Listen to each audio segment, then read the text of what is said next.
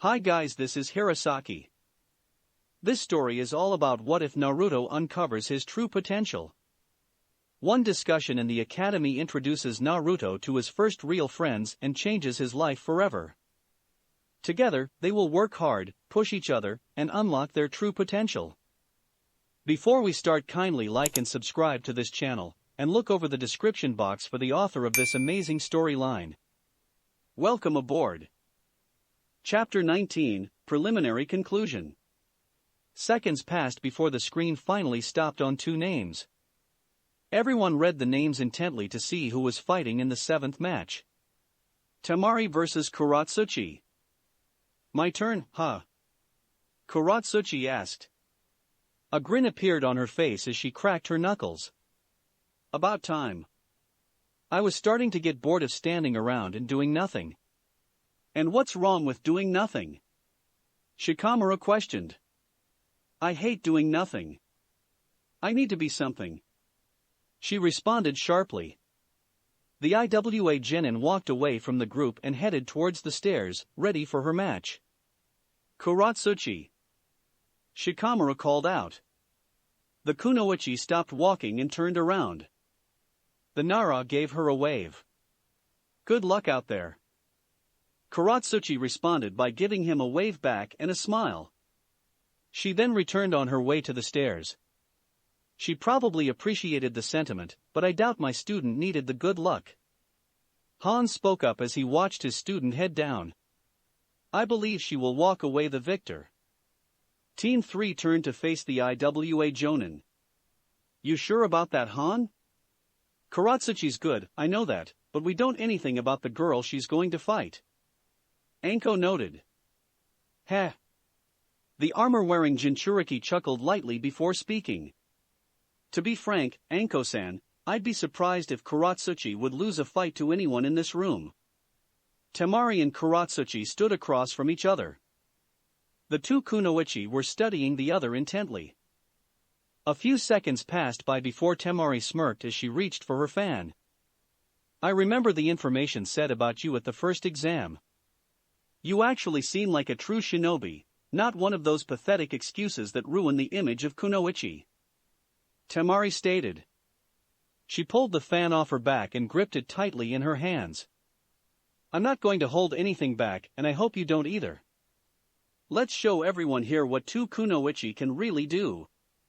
Karatsuchi returned Temari's smirk with one of her own as she dropped into a fighting position. Fine with me. Come on, show me what you got. Hayate took this time to raise his hand. Seventh match, begin.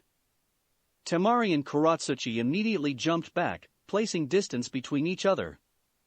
The two kunoichi moved around the arena as they tried to judge and study the other shinobi, waiting for one of them to make the first move. Karatsuchi decided to attack first. She pulled out 3 shuriken and threw them at Temari. The Suna kunoichi only smirked as she waved her fan in front of her. The shuriken were blown away. So, she's a wind-style specialist, huh? That means using weapons like shuriken from long range will be a waste. Karatsuchi realized. I'll have to take this fight to close range. The IWA kunoichi charged forward.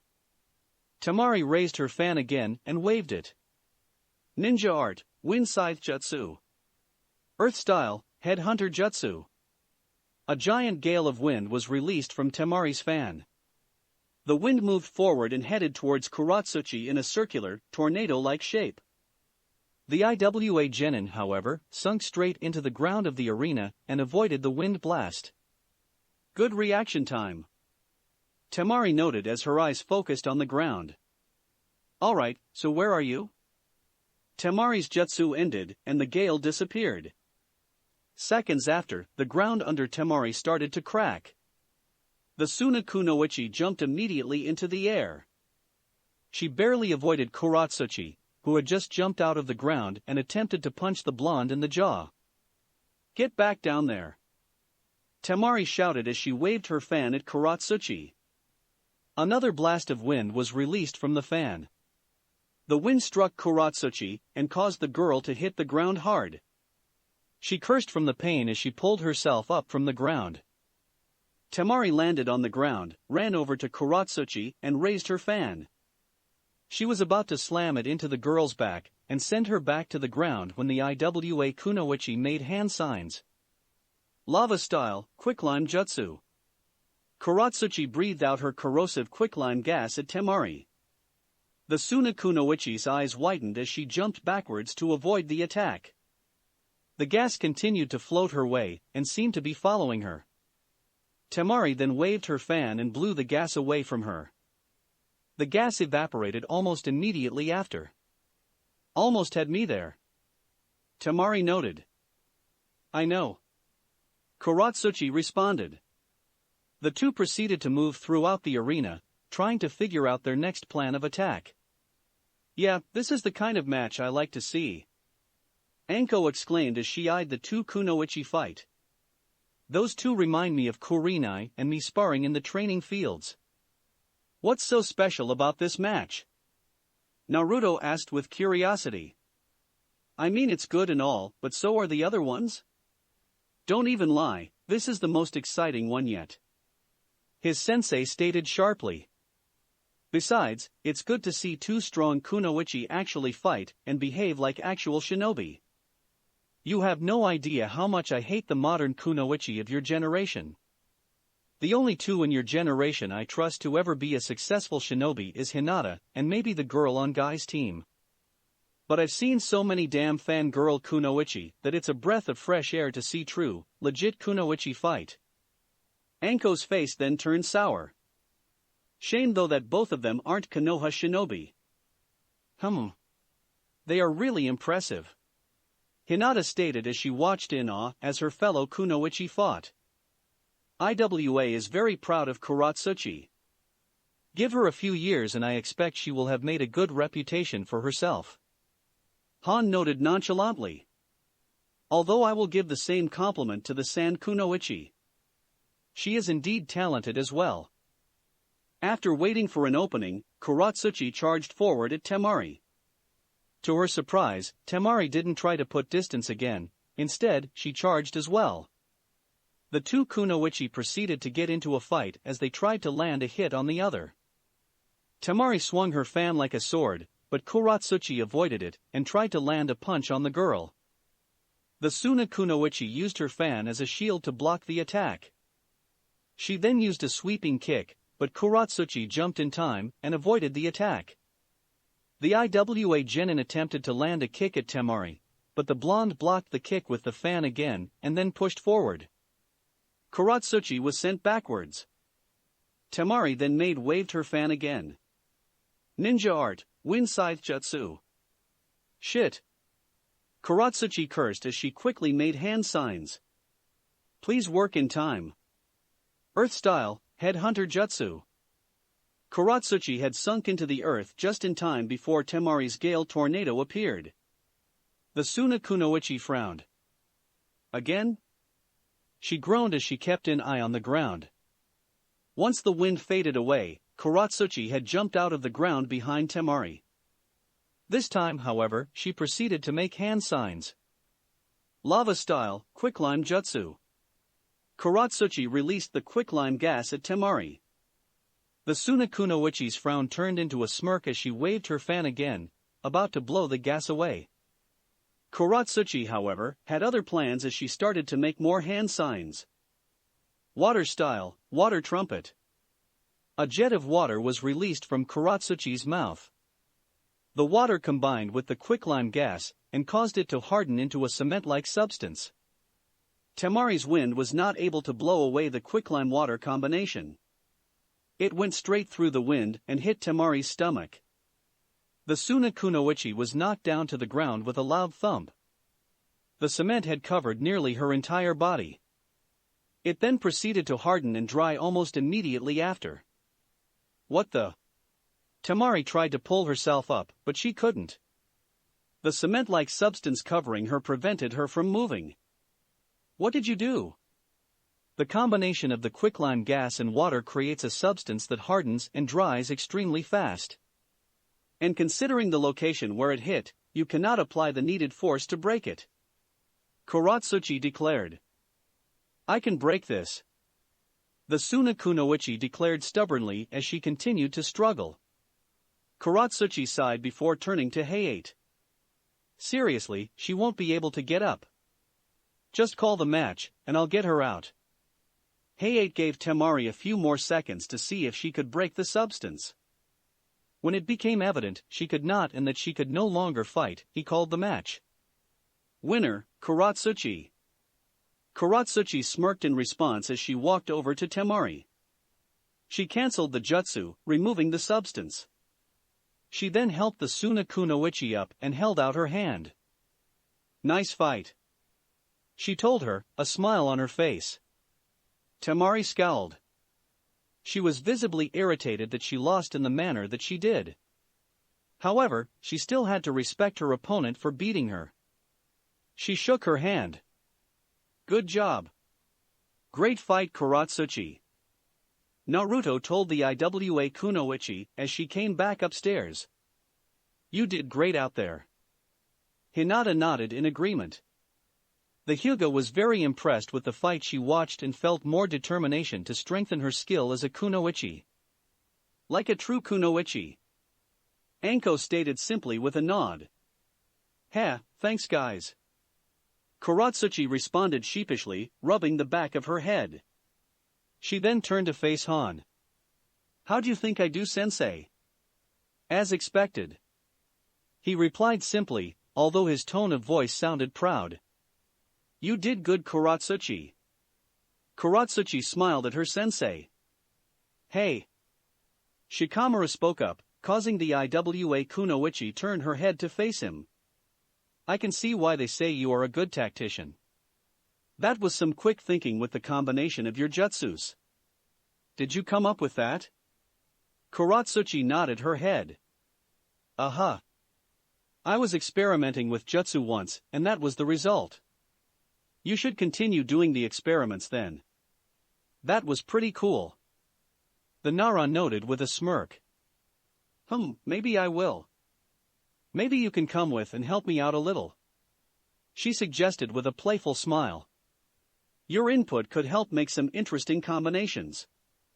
Maybe. Sometime after the preliminaries, sure. He nodded. I'm going to hold you to that lazy ass. She stated. Shikamaru rolled his eyes. He was about to respond when he was cut off by the screen. Conversation ended and all eyes focused on the screen. The silence was broken soon though by Naruto. Come on. He mumbled to himself. It's been 7 matches already. Let this one be my turn. The screen stopped on a pair of names almost immediately after he finished mumbling. Uchiha Sasuke vs Tsuchi-kin. Oh, come on. Naruto shouted, drawing attention to him. The blonde's right, I was twitching after reading the name of the fighters. It still isn't my turn and the team gets to fight before me? Anko's response to her student's shout was to smack him across the head. He yelped in pain. Calm down, Whiskers. You can wait for your damn turn. It's not like you're going to have to wait too much longer.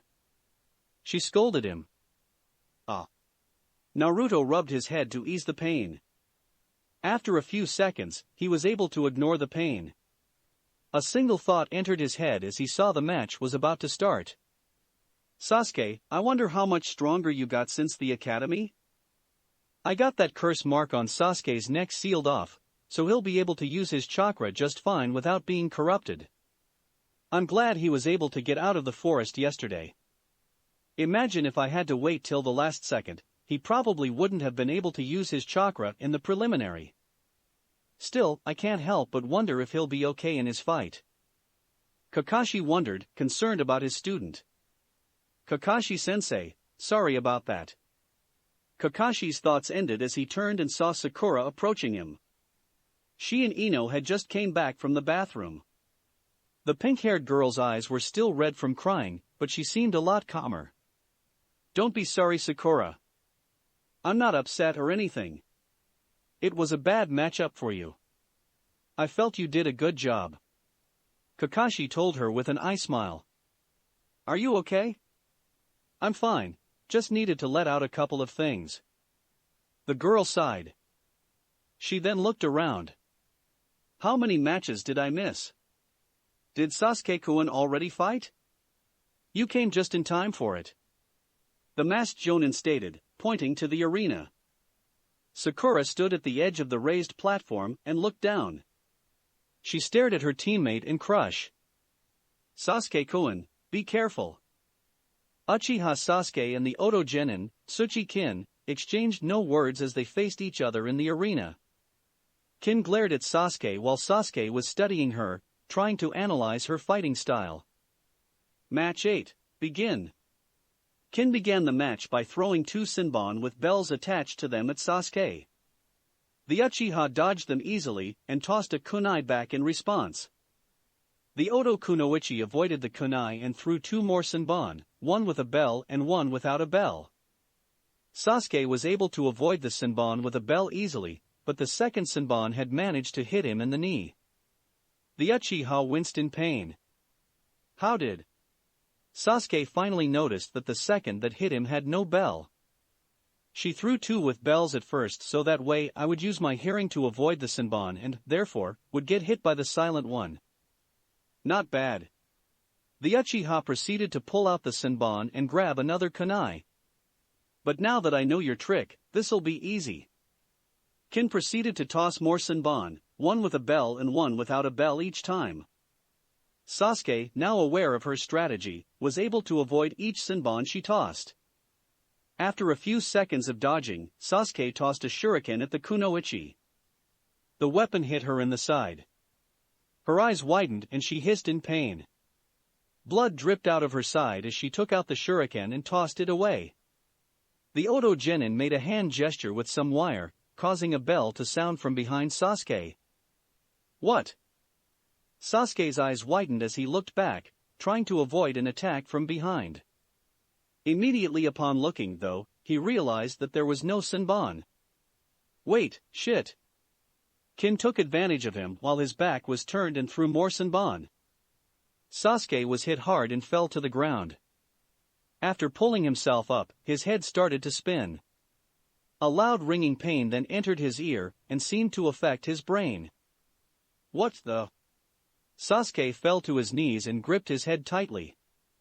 All of a sudden, there were multiple versions of Kin standing in front of him. All of them looked identical from each and all were holding Senbon. You're hallucinating right now. My bells produced a specific sound wave that is affecting your brain. You probably see multiple versions of me and your motor control is failing. Kin taunted. This match is over. You're dead. Sasuke shook his head in defiance. This is just a genjutsu. Come on, Sasuke. The Uchiha looked over at all the Kins. He soon noticed something. One of the versions of Kin was standing near a small blood puddle. That must have dripped onto the ground after I hit her with my shuriken. He realized. Sasuke proceeded to make a few hand signs. Save your breath, brat. Even if you have the motor control to use a jutsu, you won't hit me. You don't know which version of me to hit. Kin scoffed as she prepared to toss her Senbon. Fire style, fireball jutsu. Sasuke released a fireball from his mouth in the direction of the Kin standing by the blood puddle. Kin, due to her cockiness about Sasuke not being able to hit her, wasted too much time. By the time she realized the fireball was aiming for the real her, it was too late. The fire jutsu hit her hard head-on. The Oto Kunoichi screamed in pain from the burning before falling to the ground unconscious. Hayate didn't waste a second to call for medical. As Kin was being taken away, he raised his hand towards Sasuke. Winner, Uchiha Sasuke. With Kin gone, her genjutsu was over. Sasuke was able to get up and walk normally. A proud smirk developed on his face as he walked away. A couple of mistakes on my part, but overall, not too bad. And I'll only get stronger. Now it's just me left. Kinyuta Dosu, the final Oto Genin, told himself with a sigh. The bandaged Genin turned to face his sensei, a disguised Orochimaru. The man was staring at the Uchiha as he walked up the stairs. He was staring at him with excitement. He was pleased with the fight and impressed with the Uchiha. Dosu deduced this quite easily from his master's facial expression. He noticed another thing in the process though. He doesn't care about us. Dosu noted. He had no reaction when Zaku was defeated. He didn't care that Kin just took a fireball head-on. He's not even remotely concerned. He's celebrating the guy who defeated her. The Oto Genin stood there in silence as he wished his teammate good health as she was carried off. Someone needs to after all. His mind was constantly replaying one thought in his head: we really don't mean anything to him. We are Orochimaru-sama's pawns. So that's the great Uchiha I've heard so many things about. Karatsuchi noted. He doesn't seem that bad. He's okay, but any of us could take him. Naruto scoffed in annoyance. I didn't say we couldn't. I could take that guy with my hands tied behind my back. The Iwa Kunoichi commented. Same. Hell, I could do it blindfolded too. Naruto added. And on one leg. Hell, who needs legs against him? I could take him on with just my body and teeth. I never realized how alike those two were. Han noted in amusement. Both are troublesome. Shikamaru nodded in agreement. He was just as amused as the armored Jonin was. The screen came back on and flashed through the remaining names. Eventually it stopped on another pair. Uzumaki Naruto vs Tenten. Hell yeah.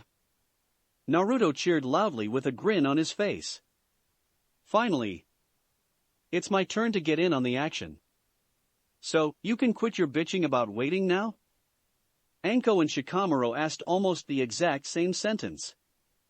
You two are mean to me. Naruto's grin faded as he hung his head. They're just teasing Naruto-kun. Hinata noted with a giggle. She placed her shoulder on Naruto's shoulder. Good luck out there, Naruto-kun. You'll definitely do great. Heh. Naruto lifted his head and grinned back. He lifted his hand to her hand and gave it a tight squeeze, which caused the Hyuga to blush. Thanks, Hinata-chan. Fight well, Naruto. We will be watching. Han told the boy. Yup. Kick ass out there. Karatsuchi added. Naruto nodded to everyone and then ran off towards the stairs. Otuto, you don't need the luck. You'll do just fine. Show everyone here your strength. Han said mentally as he watched his fellow Jinchuriki head to the arena. Naruto and Tenten stood across from each other in the arena. The two were in position to start fighting whenever the match was called. You know, my teammates have been talking about you ever since we got here. Tenten told him, a playful smirk on her face. Naruto blinked in confusion. What do you mean? What have they been saying? Your attitude really impressed Lee. He thinks you two have a similar ideology on being a shinobi, and therefore, he thinks you are a great ninja. The kunoichi explained. Naruto smiled in response. Niji, on the other hand, thinks you really aren't worth much because of your scores in the academy. Naruto scowled in response. He's a jackass, you know that, right? Heh.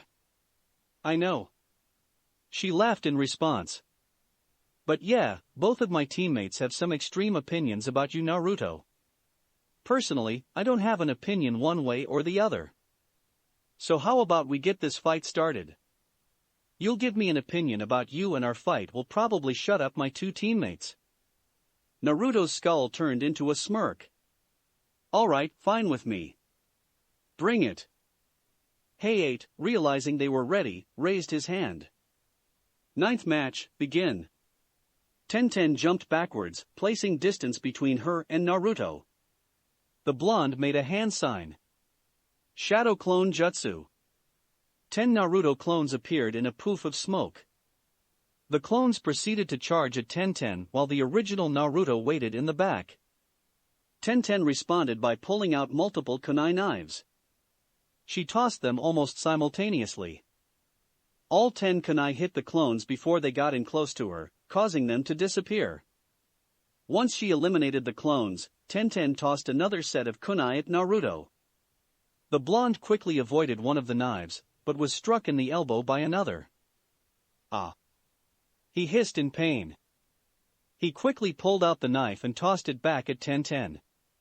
He then pulled out kunai of his own and tossed them at her. The kunoichi developed a grin as she pulled out another kunai. Using it, she was able to deflect all of Naruto's incoming kunai. Once she was done, she pulled out a scroll and, using a hand seal, released multiple different kunai knives from within the seal. The knives shot out of the seal and flew towards the Uzumaki. Naruto's eyes widened as he attempted to dodge them.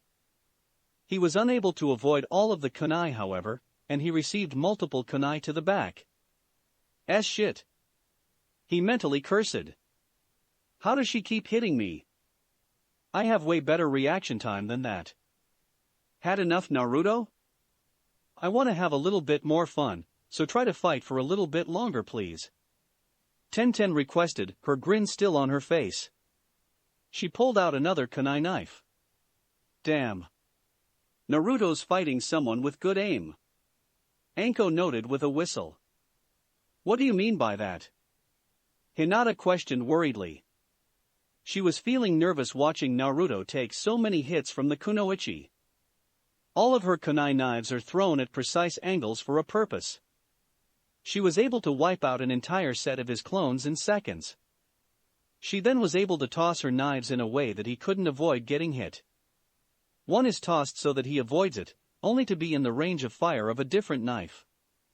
She's setting up her shots so that way every time she lands a hit on him. The sensei explained. She's really good with those weapons. Makes you worried about what else she can do. Okay, think Naruto. You need a way to block those kunai. No matter how many times you try and dodge them, you keep getting hit. There has to be another way. Naruto told himself. As the Uzumaki rattled his brain, he remembered something from one of the previous matches in the preliminaries. He saw how Karatsuchi tried to attack with shuriken at the beginning of her fight, and he saw how Temari blocked the kunai with her wind. That's it.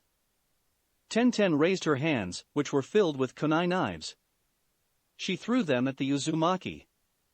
He responded, instead of trying to avoid them again, by making hand signs. Wind style, great breakthrough.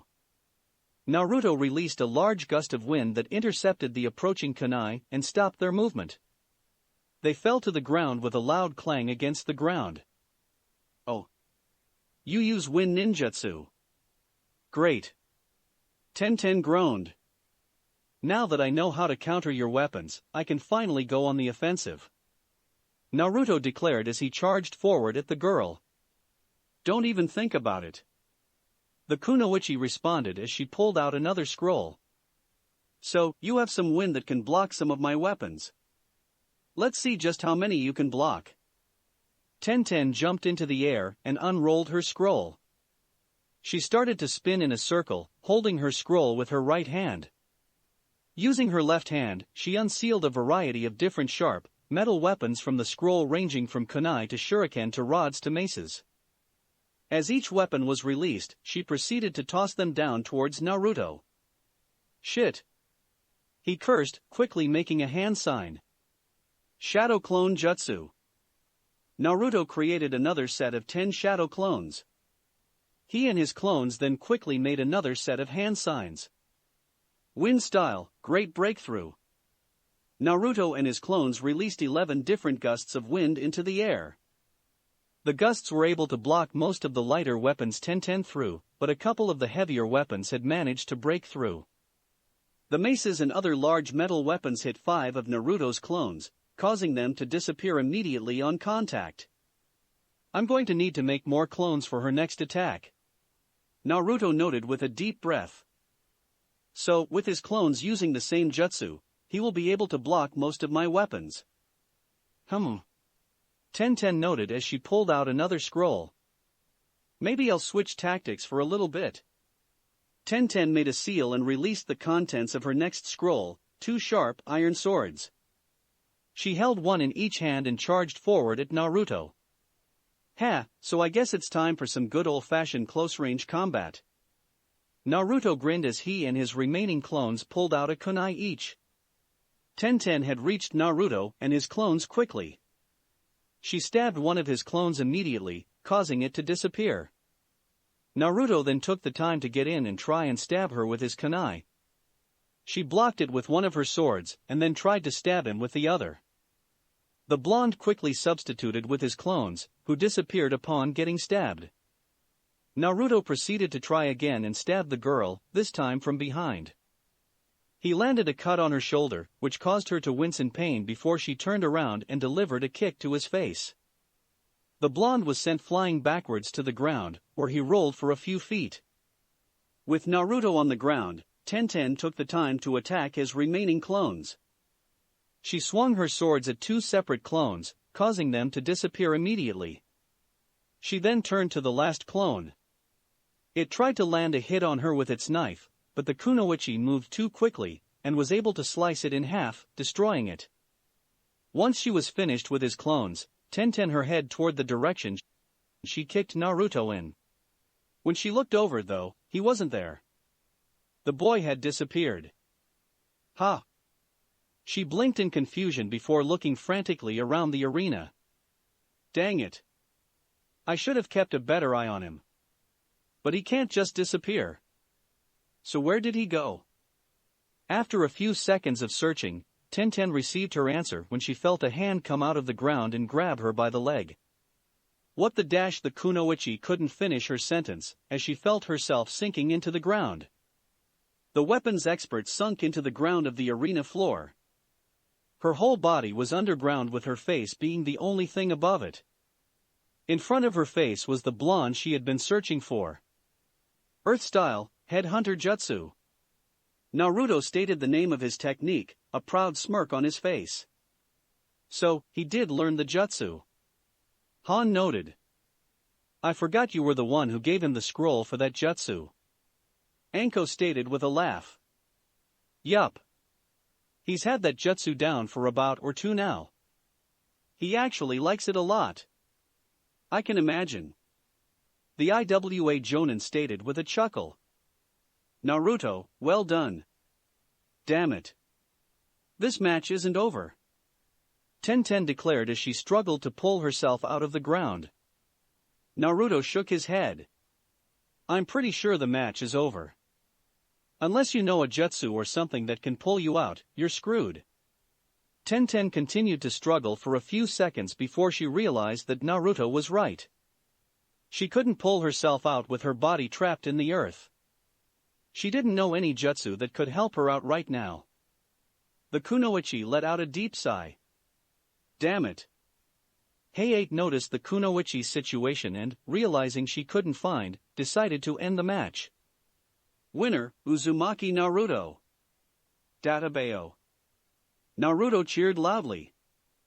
The Uzumaki, after getting his excitement out of his system, helped pull out Tenten from the ground. The kunoichi seemed miffed about losing in the manner she did, but she was also impressed. She couldn't deny that the fight was fun and challenging. I guess I got an opinion of you now, Naruto. You're pretty good. Tenten told him, a small playful smile appearing on her face. She held out her hand to him. I would like to challenge you again sometime though. I know I can and will kick your ass next time. Naruto smirked back as he shook her head. You're good yourself. And I'll take you on whenever you want, Databeo. Upon getting back to his team, Naruto was greeted by Hinata giving him a hug. The Hyuga had a large smile on her face. You did great out there, Naruto-kun. She told him, tightening the hug. Naruto blushed a little before returning the hug. Thanks, Hinata-chan. Break it up, you two. Refrain from your public displays of affection. Shikamaru stated as he walked over to them. Almost immediately after he finished his words, Hinata realized what she was doing and pulled away with a large blush on her face. Naruto's face was similarly red. Shikamaru laughed at his two teammates. Shut up, Shikamaru. The blonde shouted with a scowl. Just messing with you. Take it easy, Naruto. The Nara claimed. He raised his hand towards the blonde. Good job out there. Naruto gave Shikamaru a high five. Thanks. All of my students passed the preliminaries. Am I the best Jonin sensei or what? Anko spoke up with a laugh. Don't let it get to your head, Anko-san. Han rolled his eyes slightly before facing Naruto with a smile. You did great out there, Naruto. Aha. Karatsuchi nodded in agreement. Yeah, you really did good job, Whiskers. Anko finally gave her student her praise. Thanks. The blonde rubbed the back of his head sheepishly. Conversation ended soon as the screen started to light up. It went through the remaining names. So, who is left? Naruto asked. Ino, one of Kabuto's teammates, the mummy guy from Oto, and the two guys from Suna. Shikamaru answered. Naruto involuntarily shivered as he thought of Gaara, and how he murdered that team in the forest. I wish anyone who fights him good luck. The screen eventually stopped on the next two names. Yamanaka Ino versus Kinyuta Dosu. Ino's up now, huh? Shikamaru noted. Friend of yours? Karatsuchi asked out of curiosity. Nope. Acquaintance is probably the best word for her. The Nara answered with a shrug. They aren't that close, so you don't have to worry about Shikamaru being interested in her. He's all yours, Karatsuchi. Naruto commented slyly. Naruto, what do you mean by that? Karatsuchi asked ominously. Yeah, please elaborate. Shikamaru agreed with a similar ominous tone of voice. Unconsciously, the two genin released a decent amount of killing intent.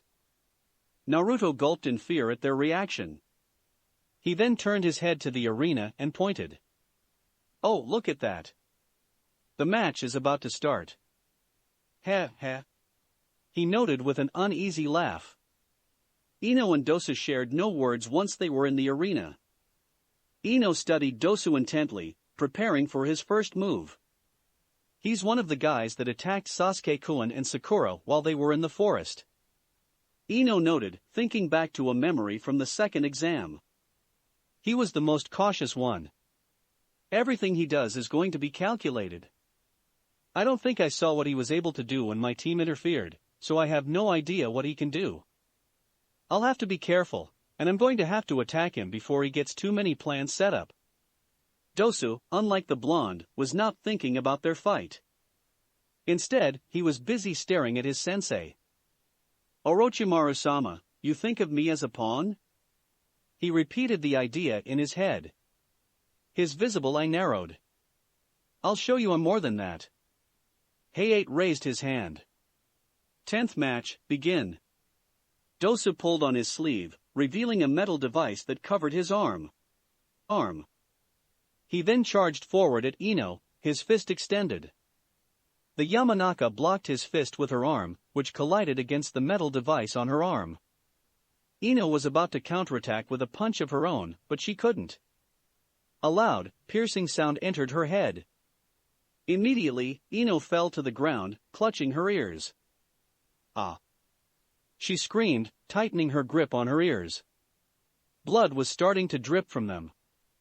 Ino tried to pull herself up, but she realized she couldn't. The girl's head was spinning, and she was starting to feel nauseous. Her ears were still ringing and dripping blood. Dosu took this moment to land a chop to her neck with his other hand. The ringing in Ino's head stopped almost immediately as she fell unconscious. Hayate quickly signaled for medical before calling the match. Winner, Kinyuta Dosu. Dosu nodded in acknowledgement. He looked upward in the direction of his sensei when he noticed that he left. Despite the fight's rather short length, he had managed to leave in that time. Dosu sighed deeply as he walked upstairs before standing in an area by himself. Damn, that was fast. Karatsuchi noted with wide eyes. How did he get it done that fast? Naruto asked, his eyes equally wide. Ino wasn't bad at the academy. There's no way someone should have taken her out that quickly. I believe her opponent was using some form of sound ninjutsu. Hans spoke up. What do you mean? Sound? Naruto repeated. I was paying attention to that device on his arms when he revealed it. When he attacked and the kunoichi blocked, the device started to vibrate considerably. I would assume it amplifies sounds and can turn it into a weapon. The IWA Jonin stated his thought. So, he had all of that sound attack her ears? Karatsuchi asked. It probably did what that other Oto ninja did to Sasuke, only his version probably hurt worse. Shikamaru noted. That guy will be tough to fight in the exams. Karatsuchi noted with a smirk. I'd love to try and take him on. Shikamaru sighed. Usually when someone appears to be strong, you would be a little afraid to fight them. But with her, God, she's almost worse than Naruto in this regard. The screen lit up once more, and went through the final 3 names. After a few seconds, it stopped on the penultimate match. Akato Yoroi vs Kankuro. So that means the final match will be between one of the previous winners and Gaara. Naruto noted with a grimace. Naruto-kun. Hinata frowned. She remembered what Naruto told her and Shikamaru about what he saw Gaara do. She also noticed how Naruto seemed almost scared of Gaara. That'll be a pain in the ass. Hopefully none of us have to take him on. Shikamaru sighed. Yoroi and Kankuro faced each other in the arena, both with cocky grins on their faces. Yoroi had already gotten into a fighting stance and looked as if he was going to charge any second. Kankuro had taken off the bandaged object on his back and was gripping it tightly with his left hand. Just do yourself a favor and quit now. It'll save you a trip to the hospital. Kankuro taunted. Funny, I was going to say something similar. Yoroi responded with the same taunting tone of voice. This match is mine, Sunapunk. Hayate, noticing that the genin were ready to fight, raised his hand. 11th match, begin. Yoroi immediately charged at Kankuro. As he ran, his hand started to glow blue. He tried to punch Kankuro, but the Suna genin blocked his fist. Yoroi grinned as he grabbed Kankuro's arm with his glowing hand. The grin faded after a second when he realized something. What the hell? Do you not have any chakra? The Konoha genin shouted. Of course I do. Kankuro shouted back. My technique lets me drain chakra. So, what the hell are you doing that's stopping me? Yoroi demanded. It's probably not working because you aren't really attacking me. The Suna genin answered. After answering the question, Kankuro opened his mouth wide. A poison smoke ball shot out of his mouth and hit Yoroi directly in the face. He fell backwards to the ground. He then started to cough as he pulled himself up. Kankuro's face and body started to fall apart, revealing a human-sized puppet in its place. The wrapped object unwrapped itself, revealing the real Kankuro. The Suna genin had blue chakra strings connected to the puppet. And that's game.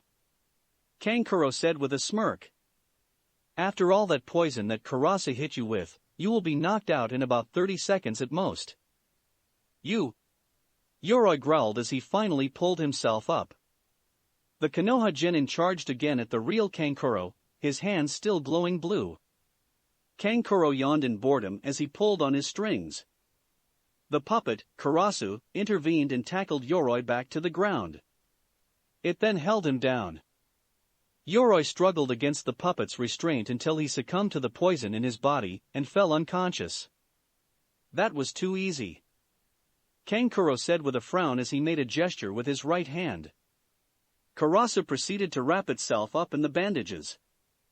As Kankuro wrapped Karasu up, Hayate called the match. Winner, Kankuro. So that was one of Suna's puppeteers. Karatsuchi noted. I was wondering if one of the Suna teams here had a puppeteer. It is a unique form of combat. A skilled puppeteer is rather dangerous. Han noted. You're telling me. I had to fight one of those bastards during my Chunin exams. Not that fun. Anko commented with a shiver at the memory. Conversation ended there. Everyone was curious and, in some cases, nervous about who was going to have to fight Gaara. The screen lit up for the final time as it went through names. Seconds passed before it finally stopped on the final set of names. Sabaku no Gaara vs Kinyuta Dosu. Okay, it's not one of us. Shikamaru sighed in relief, releasing a breath he didn't even realize he was holding. So, the Oto guy is going to be fighting him. Naruto stared back and forth between Gaara and Dosu. I know that guy supposedly hasn't gotten hurt on any of his missions, but he can't be that bad. What's freaking you out so much, Naruto? Karatsuchi finally asked. You going to answer, Naruto? Anko asked. She was concerned that another genin here had Naruto unnerved, especially after he already saw and faced two high-ranked missing ninjas in their first C-rank mission. Hopefully you won't have to find out. The blonde answered. He didn't want to imagine watching Gaara kill another person. Han stared at Gaara intently. Something was off to him. A second passed before realization hit him. I knew I sensed another Biju here. It appears as if this Gaara is the Ichibi Jinchuriki.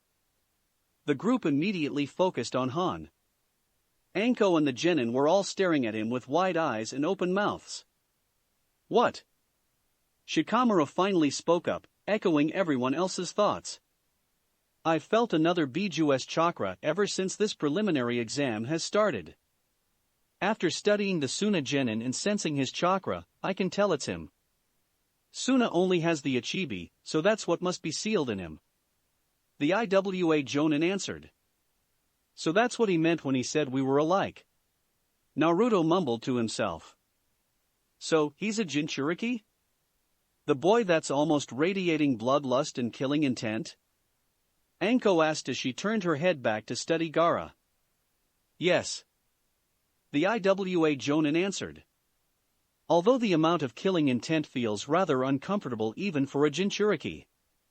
I wonder just how sane he is.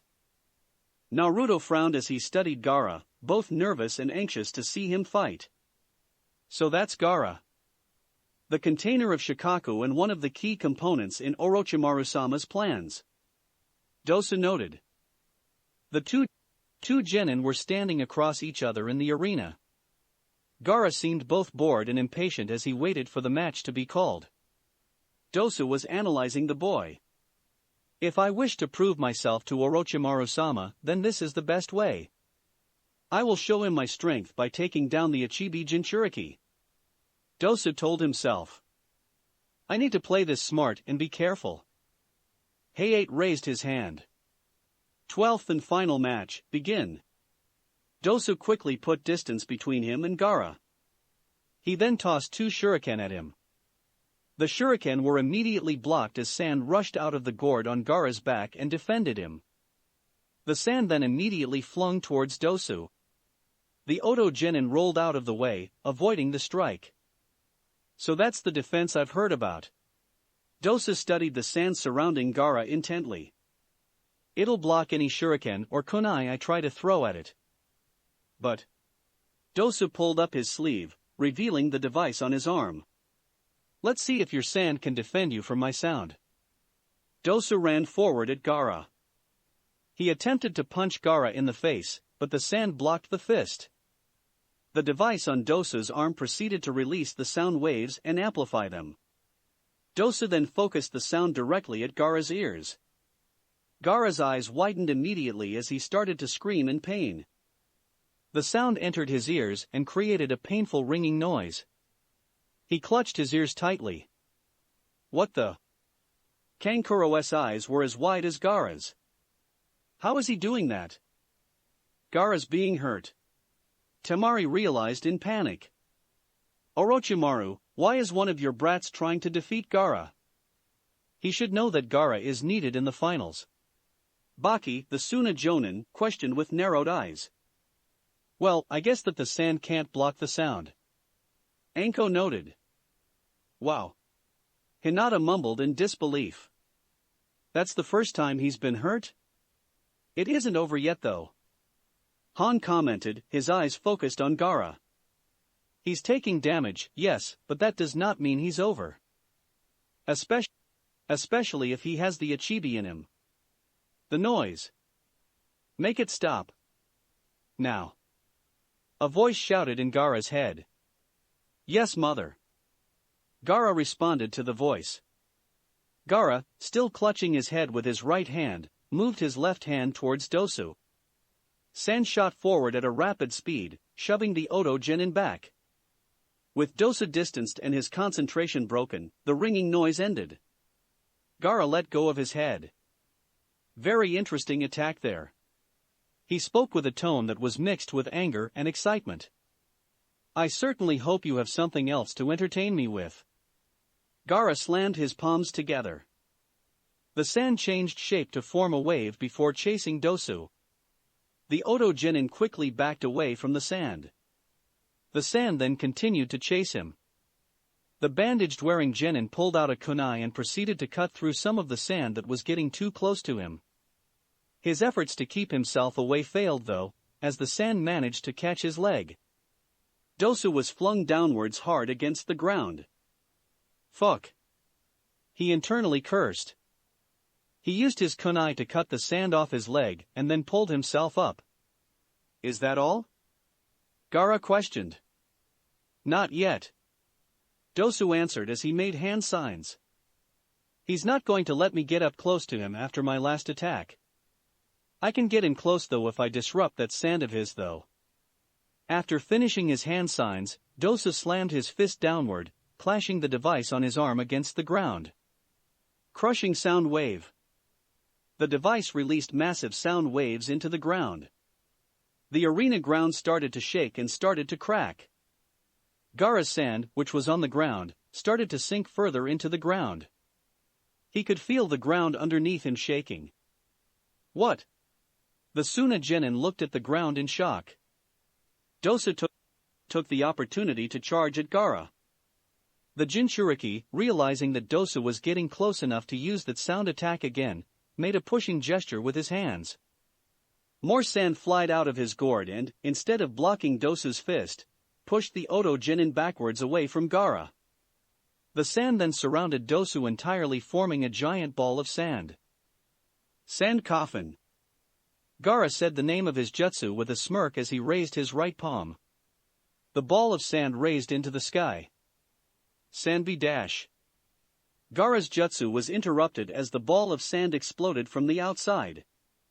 The sand fell hard against the ground. Dosu landed atop the sand on his feet. What? How? Gaara's eyes widened again. I sent sound waves throughout the sand. It collapsed almost instantly. Dosu answered matter-of-factly. You're starting to really interest me. Gaara smirked. Dosu smirked back underneath in his bandages. It would be wise to not underestimate me again. It may be the death of you. That guy just got out of Gaara's sand coffin.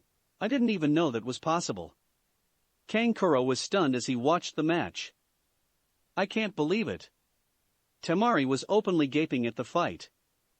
Gaara's sand chased after Dosu again. The Oto Genin moved out of the way again of the first blast of sand, but a second wave of sand smacked him, sending him backwards towards the wall. Dosu pulled him up to notice another wave of sand hovering him, about to crush him further into the wall. The bandaged Genin jumped out of the way just in time. Dosu was getting bruised up. He was getting tired, and he knew it. The match can't last much longer at this rate. I need to end it now. If I can get in close one more time. Dosu planned his next plan of action. Let's just go straight for it. I will force my weight to him," he decided. Dosu ran forward at Gaara, pulling out another kunai. Gaara moved his hands, creating multiple bars and waves of sand to intercept the Oto Genin. Dosu used his kunai to cut through the smaller chunks of sand while avoiding the larger waves of sand.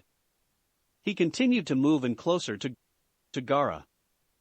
The Suna Genin, after realizing that Dosu was able to avoid him, made another gesture with his hand. More sand was released from his gourd and was swung forward against Dosu with a great speed. The Oto Genin couldn't dodge this blast, and was slammed against the ground. The sand managed to cover his entire chest and stomach and was slowly starting to cover his arms and legs. "Huh, is this it?" Gaara questioned with a grin, preparing to finish off the Oto Genin. "No, I refuse. I refuse to die unrecognized," Dosu screamed internally. Dosu lifted the arm with the device on it and slammed it hard against the ground. The sound waves produced from the strike echoed into the ground and into the sand. The sand collapsed, freeing the Oto Genin. Dosu then quickly moved in to attack Gaara. He landed a fist against the sand surrounding Gaara. Now that he was close enough, he released another sound wave from his device. The sound was amplified and directed at Gaara's ears. "Ah!" The red-headed started to scream again, clutching his hands against his ears once more. "See me now, Orochimaru-sama? This is one of the main tools in your plan and I have him at my mercy." Dosu's eyes were filled with passion. "I am no mere pawn. I am Kinyuta Dosu. End this. End this noise. Kill him." The voice in Gaara's head screamed. "Yes, yes, mother," Gaara responded. The Suna Genin let go of his ears and clenched his hands into fists.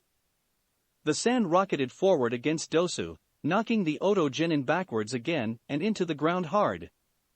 The ringing sensation stopped. Gaara immediately raised his hand, which caused the sand to come together. He then lowered his hand, causing all of the sand to lower down against Dosu's body as he was trying to get up. The sheer force of the pain caused Dosu's visible eye to widen as he coughed up blood. "Ugh!" He groaned from the pain. Gaara raised his hand again before dropping it almost immediately. The sand slammed itself again in Dosu's back again as he tried to pull himself up, causing him to cough up more blood. With each hit, Dosu was fading in consciousness. After 4 hits, Dosu finally succumbed to the pain. Damn it, I'm a failure," the Oto Genin realized as he fell unconscious. Gaara noticed that Dosu was no longer trying to get up. The Suna Genin's face developed a maniacal grin. "If that is all you can do, then you'll die right here," he nearly shouted as he made a hand sign. Sand formed again into a hand that slowly started to creep towards Dosu's unconscious body. No. Naruto's eyes widened as he noticed what Gaara was about to do. "And Naruto-kun." Hinata mumbled her crush's name after hearing his voice. Images from his shadow clone's memory in the forest of death appeared in Naruto's mind. He watched Gaara murder the Kusa Genin. The blonde noticed that Dosu was not going to get up and he knew what would happen. I can't do it. I can't watch him kill another person in front of me again." With that, Naruto jumped onto the railing of the raised platform and jumped downward. Naruto, Shikamaru, Hinata, and Anko nearly screamed the name of their teammate in unison. Wind style, great breakthrough. Naruto's wind collided against Gaara's sand, blocking it from reaching Dosu. He then hurried over to the collapsed Oto Genin and picked him up. "What are you doing here? Do you wish to die too?" Gaara hissed as he made another hand sign.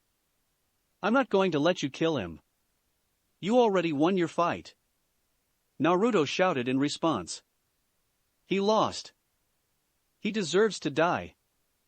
Gaara screamed manically as the sand started to come towards Naruto and Dosu. The sand disappeared as 3 Jonin jumped into the battlefield. Hayate had pulled out a sword and managed to cut through the incoming sand that was approaching Naruto. Anko and Han were positioned against Gaara, holding him back from unleashing more sound. That's enough. Uzumaki Naruto is correct. The fight is over. Hayate declared affirmatively. It's not over until I see his corpse on the ground covered in blood. Gaara hissed. You have won the final match, Gaara. Continue fighting, and you will be disqualified and imprisoned. The exam proctor stated, glaring at the redhead. Gaara. Baki shouted from the raised platform. Gaara glared at the jonin in the area, at his sensei, and at Naruto, who was still holding on to the unconscious body of Dosu. After glaring for a few seconds, Gaara called back the sand to his gourd and started to walk off. Make no mistakes, I will him later. And anyone who tries to interfere will die as well. He declared. With the match over and Gaara gone from the arena, Hayate signaled for medical. The medic ninjas took Dosu away from Naruto before taking him away to the infirmary. That was very brave of you, Naruto-san. Hayate told the genin. He gave the genin a smile. I was going to interfere soon, but you jumped in first. You are a very caring person. Naruto nodded, accepting the compliment. Still though, he was angry. Angry at Gaara. Hayate's right. You did a good thing, Naruto. You have the right mentality to be a true shinobi. Anko told him with a similar smile. Thanks. Naruto returned the smile, although the smile was fake. Up to this point, Naruto had let fear guide his opinions of Gaara. Now though, he was angry at a boy who would kill anyone simply for losing. Angry at a boy who constantly attacked someone who was down. Angry at somebody who gave people the perception that people like him were demons. Gaara, you better be ready. Naruto told himself as he gave the redhead a glare. I would like to congratulate the 11 of you, ahem, for advancing to the next round. Hayate told the genin in front of him. The 11 winners, Hyuga Niji, Nara Shikamaru, Kuragain Risho, Rock Lee, Aburame Shino, Hyuga Hinata, Karatsuchi, Uchiha Sasuke, Uzumaki Naruto, Kankuro and Gaara, stood next to each other. All of the genin were staring at the proctor. The third exam will be held exactly 1 month from today, and will be held like a tournament. Each of you will participate in single battles, fighting one-on-one until the tournament ends. Hayate explained. So, it's a tournament? Does that mean only one of us becomes Chunin? Shikamaru asked. No. Hayate shook his head. Winning matches doesn't determine who will become a Chunin. A group of judges, including the present Kage, will be observing the matches and making insight on who deserves to be promoted based on the fights. Winning is not a requirement for promotion. However, ahem. The proctor proceeded to cough loudly before continuing. Winning the matches let you fight in more matches. The more times you fight, the more chances you have to impress the judges and earn your promotion. So, what are we supposed to do a month? Just sit around? Risho asked in annoyance. What you do that month is up to you. I would suggest training. Hayate advised. He then pulled out a bag from his pocket. Ahem, in this bag, I have 11 different numbers. One at a time, I'd like you all to come forward and draw numbers. Once all numbers, ahem, have been drawn, we will know who is going to fight who. One by one, the genin walked forward and picked out a number from the bag. They then read off the names. I have 5. Hinata stated. 8. Kankuro stated. 7. Gaara read. Kankuro, immediately after, felt himself get nervous. I am number 4. Lee declared. 2. Shikamaru read. 11. Naruto said. 1. Shino stated. 6. Niji read as he gave a glare to Hinata. 3. Sasuke said. 9. Karatsuchi read.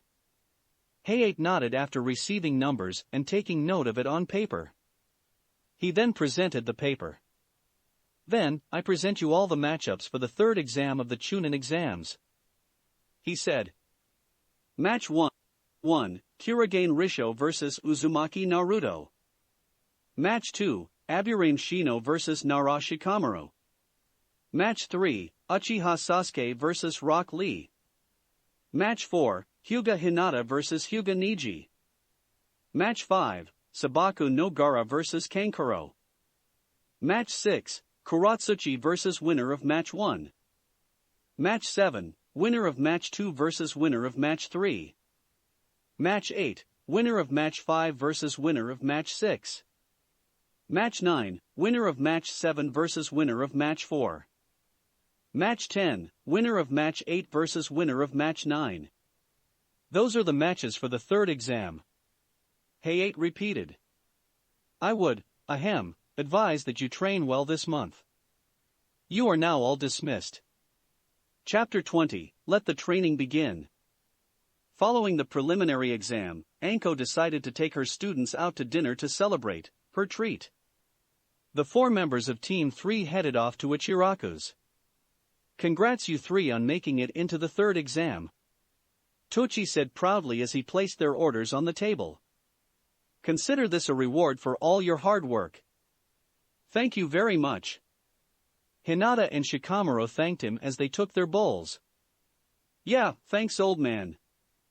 Naruto gave his thanks and immediately started to eat his ramen. Oh yeah, thanks for taking us out to eat Anko-sensei. Naruto managed to spit out some of his food when he thanked his sensei, causing Shikamaru to sigh. Naruto, don't talk with your mouth full. The Nara informed him. He has worse habits. Don't get onto him for that. Anko chuckled. But don't thank me. You all earned it. You all are the only full team to make it to the third exam. That says a lot about you guys. Hinata's eyes glowed with pride. Thank you, Anko-sensei. Did you make it past the preliminaries when you took the exam? Naruto asked in between bites. My year we didn't have a preliminary exam. Anko answered with a shrug. I just went into the third exam and kicked ass as usual. Naturally, I got promoted right after. On your first try? Shikamaru asked. Yup. So, you 3 have a lot to live up to. The snake summoner grinned at them. We'll do our best. Naruto declared as he finished his first bowl of ramen. He then pushed it to the side. I'm pretty pumped up for the exam. I can't wait to kick Risho's ass. Yeah, you have fun with that. Shikamaru said with a sigh. I'd like to put off this exam as long as possible. Shino's going to be a giant pain in the ass to fight.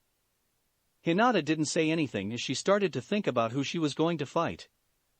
A frown crept onto her face as she imagined her fight with Neji. Anko cleared her throat before speaking. Well, since you all are so eager about the third exam, I might as well let you all know what our plans are for training. The 3 genin turned their attention to their sensei and stared at her intently. Yeah, how is this going to work out? Are we just going to train for the exams the same we always train? Shikamaru asked. Yeah, not really. Actually, I'm not going to be really training you guys. Anko said with a sigh. Her genin's eyes all widened. You see, all 3 of you made it to the exam. And that's great and all, but there's a chance that you may fight each other at some point in the exam. I don't want to risk favoritism in any way, so I'm not going to be directly training you guys during the month. She answered. Besides, it would be unfair to divide your training time amongst the 3 of you. You all need to focus on your own training, not each other's. So, then what are we going to do? Hinata asked quietly. Well, I have a few things in mind. For starters, you and Shikamaru should get most of your training done with your clan. Let them know about the matches coming up.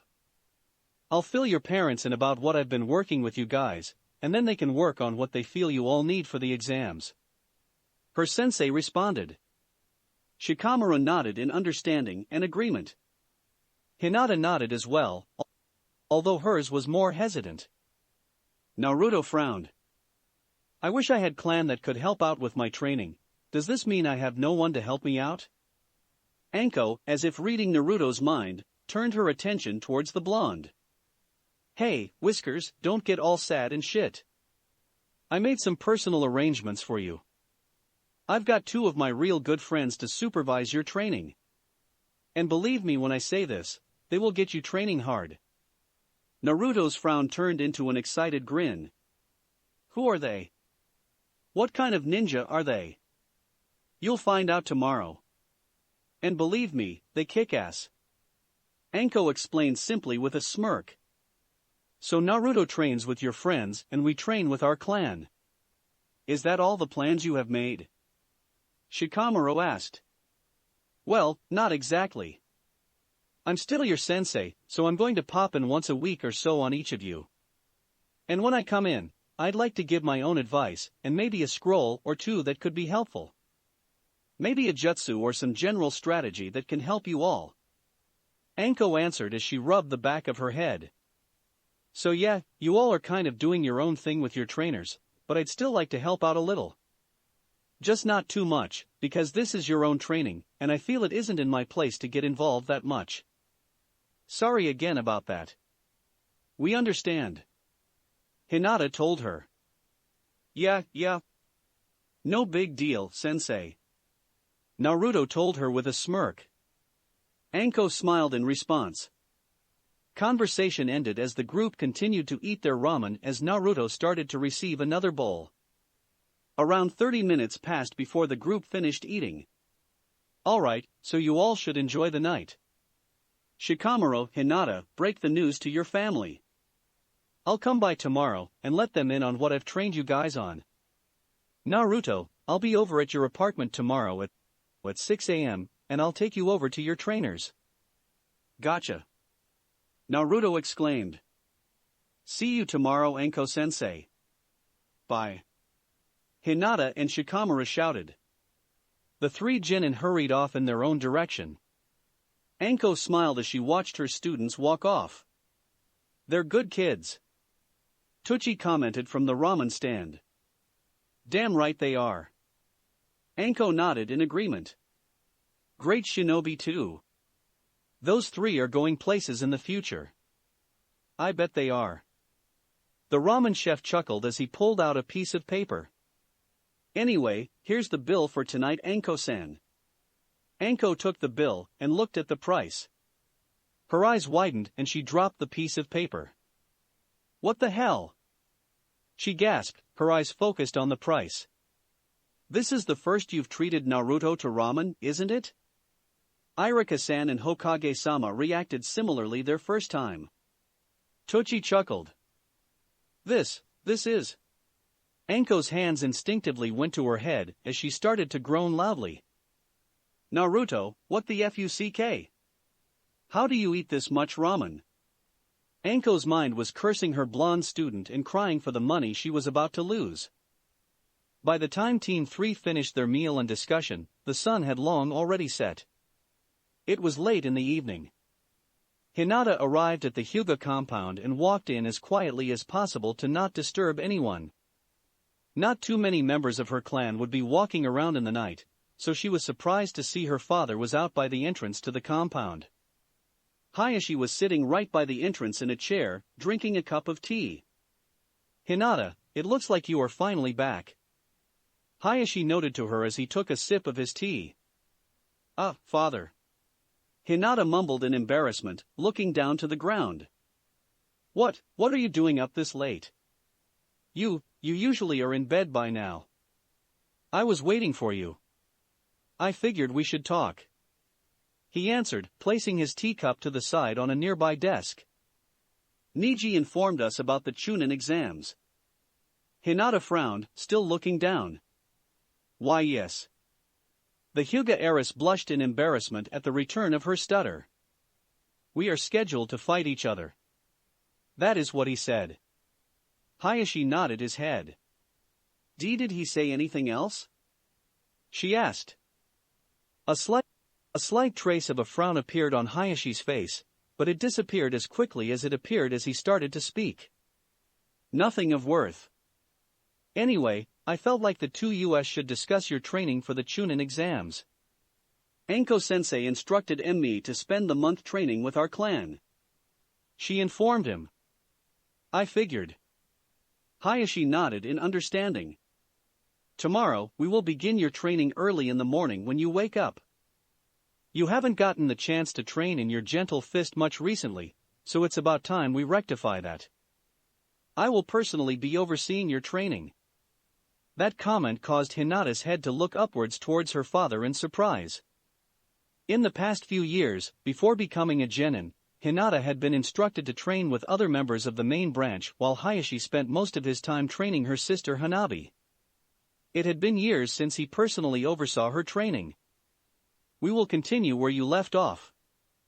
We have plenty of work to catch up on with you. You are going to be representing the Hyuga main branch in a month, and I'm going to do my part to make sure you represent us well.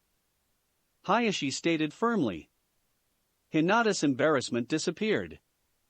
A smile slowly developed on her face. Maybe I can get his approval finally. Maybe he won't see me as a failure anymore. Understood. She informed him. Head to my personal training room after you've woken up and are prepared. We have a busy day tomorrow, so we should both go and get some sleep. Hayashi stated. Right.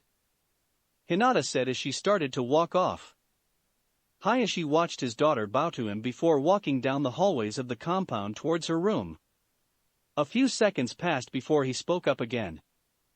Hinata? He said her name.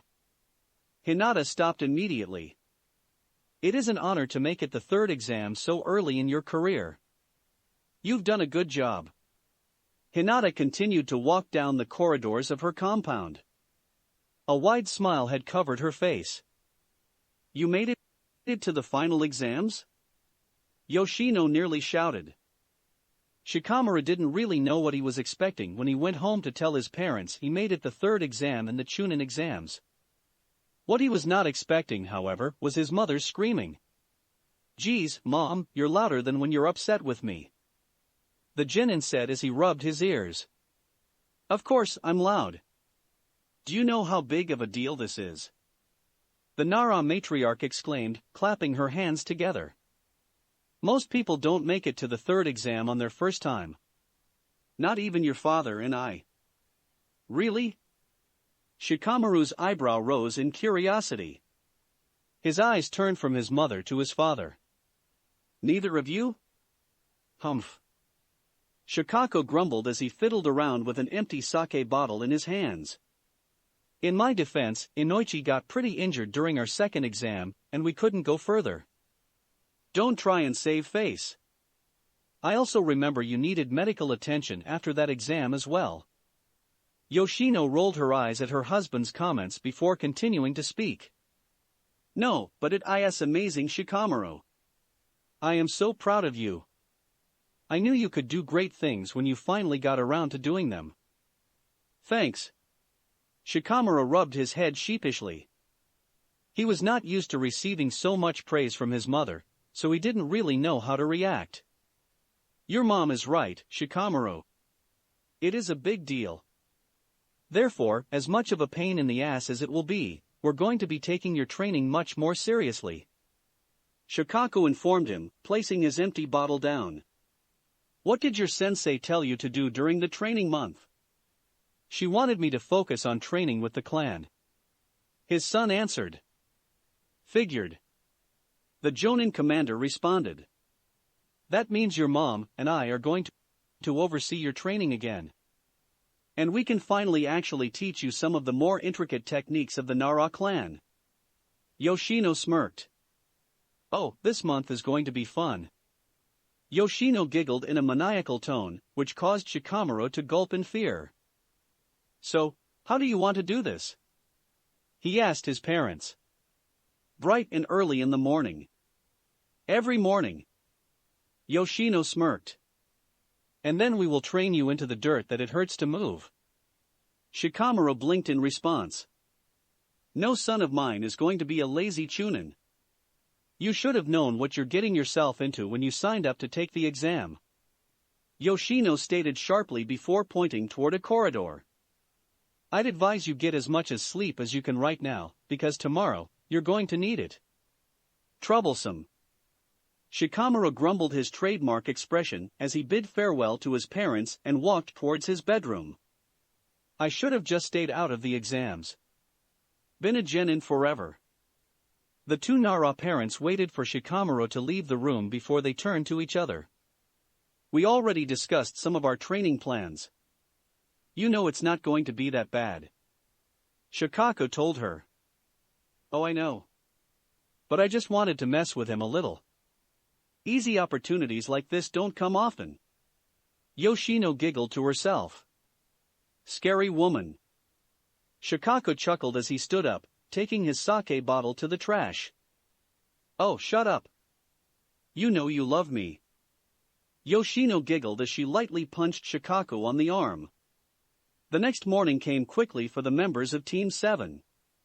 At 6 a.m., as the sun was rising, a loud knock was heard throughout Naruto's apartment. The blonde Jinchuriki was woken up immediately. He got dressed as quickly as he could before rushing over to the door, revealing his Jonin sensei. Morning, Anko sensei. Naruto mumbled with a yawn to her. Anko glared at her student. Let's get going, brat. Naruto nodded, and the two were on their way. Anko was leading the way while her blonde student followed closely behind. Neither of the two were talking. Anko sensei, what are your friends like? Like personality-wise? Naruto asked after getting a little disturbed by the lack of conversation. That's a stupid question. You'll see in a little bit. She grumbled. Are you mad at me? The Uzumaki asked in confusion. You seem more annoyed than usual. What do you think? She rolled her eyes. Of course, dipshit. Why? What did I do? He asked frantically.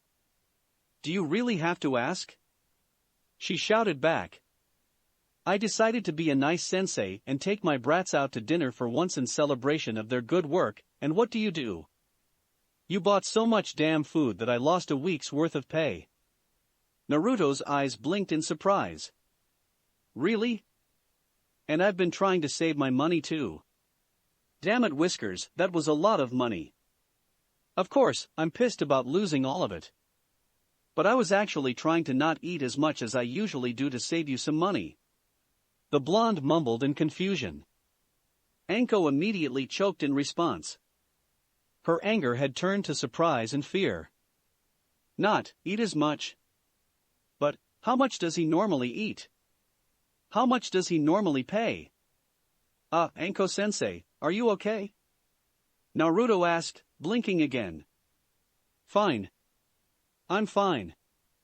Anko shook her head, removing her thoughts about the potential money lost. Anyway, we're almost there. Let's pick up the pace. Anko started to hurry her pace through Konoha, causing Naruto to sweat drop in response. She's pissed off 1 second, and then not right after. Naruto shook his head as he hurried behind his sensei. Anko sensei has way too many mood swings. At their hastened pace, Naruto and Anko reached their destination soon after. They arrived at Training Ground 29. The training ground was located close to the gates of Konoha, and was filled with training posts and stumps for shinobi to practice their jutsus and weapon throwing on. There were absolutely no trees in the area, it was simply an open field where shinobi could practice. Standing in the middle of this training ground were two shinobi Naruto recognized. They were the proctors of the first and second Chunin exams, Marino Ibiki and Yuhi Kurenai. Anko, punctual as always. Ibiki noted when Anko and Naruto arrived. I expected you'd be late considering you had to get your student. I'm almost never late. Anko informed him with a smirk. Never. Except when you were late for that meeting to discuss the Chunin exams. Kurenai pointed out with a smirk of her own. In my defense, no one told me about it. Besides, I technically wasn't even supposed to be there, 'cause someone had to go and replace me as the second exam proctor. Anko rolled her eyes in response, which only caused Kurenai to chuckle.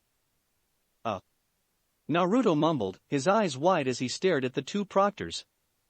He hadn't expected them to be his sensei's friends. Oh yeah, introductions and shit. Anko realized as she pointed to the two proctors. Whiskers, I know you met them in the exam, but let me properly introduce you. This is Marino Ibiki and Yuhi Kurenai. They are two of my friends and they have agreed to oversee your training during the month. Friend's a loose word, Anko.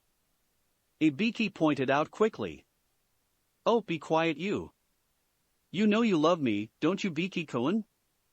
The purple-haired Kunoichi replied with an innocent tone of voice. Ibiki responded with a glare which caused both Anko and Kurenai to burst into laughter. Naruto blinked in confusion as he watched the three. After a few seconds, he finally interrupted the laughter and spoke up. Not that I'm complaining or anything about them, but are they even allowed to train me? I mean, they are the proctors of the previous exams. Couldn't that be considered unfair? Naruto asked. Reasonable question. Ibiki responded with a nod.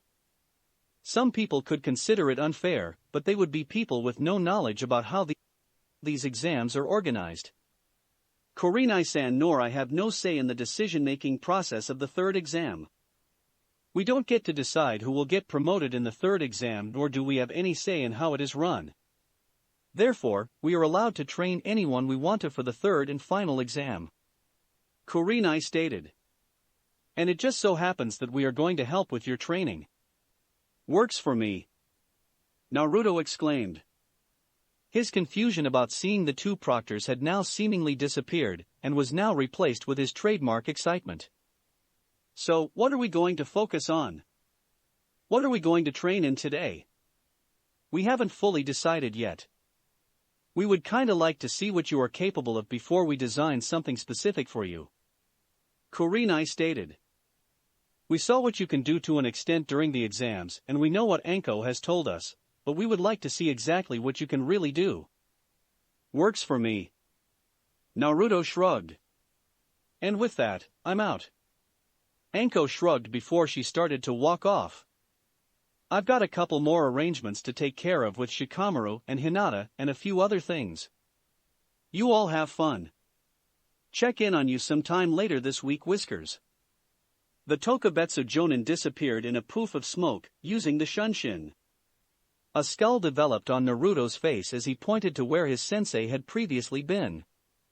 Okay, that. She does that all the time, and it's really annoying. Can you guys teach me that? He asked. Ibiki rubbed his hand against his head. You act just like Anko, in all the wrong ways. Naruto looked down in embarrassment. Sorry about that. I kinda just get excited a lot, you know? I'll try and keep it down. No need to keep your attitude in check, Naruto-kun. We work with Anko all the time. Trust me, it's not a bad thing to act like her at all. It keeps things interesting. Kurenai said with a chuckle before her face turned serious. But yeah, let's get straight to business. Can you give us a demonstration of your techniques and discuss them with us? Naruto lifted his head and nodded before making a hand sign. Of course, I can databao. Let's get started. 8 trigrams, 2 palms. 4 palms. 8 palms. 16. Hinata's voice started to fade as she focused more on landing her palms. Hayashi sighed as he watched his eldest daughter attack a training dummy he set up. The two of them had been practicing for around 2 hours now, and he had been watching his daughter very carefully. He had noticed her stamina and strength had, indeed, improved since her time at the academy, and began immediately in trying to immerse her in the forms and jutsu of the Hyuga main branch. Hinata, however, was having difficulty executing them. Hinata finished her attempt at the 8 trigrams, 32 palms when she turned to her father, breathing hard and sweating. How was that? The Hyuga clan head shook his head. Your palms hit the targets, but they do not have the necessary force. Oh. Hinata sighed in frustration. Also, your stance is still not satisfactory. It's too loose. Hayashi added. Hinata frowned in response. Her father, as well as the rest of her clan, has always had an issue with her stance. She was always too loose and not stern enough. She has always tried to rectify this complaint, but her attempts never work. She is always still too loose. Why is that, Hinata? Your skill with the gentle fist would improve greatly if we get your stance firmer. Hayashi told her. I don't know. His daughter replied quietly. It just never comes naturally to me. The stance just feels unnatural. Your natural element affinity is water, correct? I believe that's what your sensei told me when we talked. Hayashi asked. Hinata nodded in response. That would explain it. Water is considered more flexible and freer. The gentle fist style is better suited towards somebody who is grounded and firm. That is why most Hyuga clan members have earth as their element. So, it's impossible for someone with my affinity to properly use the gentle fist? Hinata asked quietly, downtrodden. Hayashi shook his head. No, it's still possible. There are a few Hyuga, including your mother, who are born with a fire affinity. They struggle learning the gentle fist, but they pick it up over time. It's very possible. We just have to focus on working on the aspects of your stance that your affinity holds you back in. Hinata frowned in response. Hold back. She had always thought that the water affinity was a strong, unique element in Konoha that would be able to help her. Up to this point, it has supplied her with ninjutsu, and has added more variety to her offensive capabilities. The idea that the water affinity was a hindrance to her seemed off and uncomfortable to her. If anything, in Hinata's opinion, the gentle fist taijutsu style was being the hindrance to her, and it should be the one redesigned. Wait a second. The Hyuga heiress's eyes widened at the train of thought. Redesign the gentle fist? Father? Hinata spoke up. Hayashi mentally sighed at hearing his daughter's stutter. He knew whatever she was going to say was uncomfortable to her, meaning it would probably frustrate him. Yes. Would it be possible to redesign the gentle fist, to suit my affinity? Hinata asked quietly. Hayashi's eyes widened at the idea. Redesign? The gentle fist had been passed down generations through generations in the Hyuga clan with little to no changes. Most Hyuga had been born with the proper affinity to practice the taijutsu style properly, and the ones who had not were forced to accommodate their physical limits in order to learn it. No Hyuga has ever tried to actually change the style to fit their own physical capabilities. The idea sounded foreign to Hayashi. Almost on instinct, the Hyuga clan head dismissed the idea. Before he spoke his dismissal to Hinata, he started to think more about it. Hinata's natural flexibility is going to make it hard to stiffen her stance. Water is free. The gentle fist needs to be grounded and constricted. She may one day be able to get the gentle fist down satisfactorily speaking, but she will never be a master in the style. He realized. So, if that is the case, maybe she can become a master in her own variant of the style. Something like this has never been done before. Hayashi started after a long period of silent thought. Hinata's head dropped in response. However, I will look into this. Perhaps the two of us can design a flexible gentle fist variant that is more suited to you. Really? Hinata's head rose again, and she looked at her father with wide eyes. Yes. However, this is going to take a lot of time and effort on both of our parts to get this created. Do your part, and I will try my best to help create this new gentle fist. Of course. Hinata exclaimed happily. Hayashi let a smile grace his lips for a second before it disappeared behind his usual, stoic demeanor. Now, show me a stance that feels natural to you. Shikamaru and his parents stood facing each other in his clan's garden. The genin was looking at the older, experienced shinobi intently. So, what's the plan? How's this training going to work? He asked with a yawn. Yoshino frowned.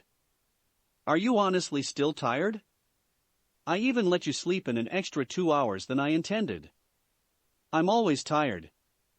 Shikamaru responded. Immediately, his mother tossed a kunai knife at him. His eyes widened as he dodged just in time before it hit him. What the dash? Well, now that you are more awake, how about we get started, Shikaku? The Nara matriarch chuckled to herself as she elbowed her husband. Shikaka sighed and mumbled something about bothersome wives before he pulled out a scroll from his jacket's pocket. He then tossed it over to Shikamaru, who looked over it immediately. Shadow Neck Binding Jutsu?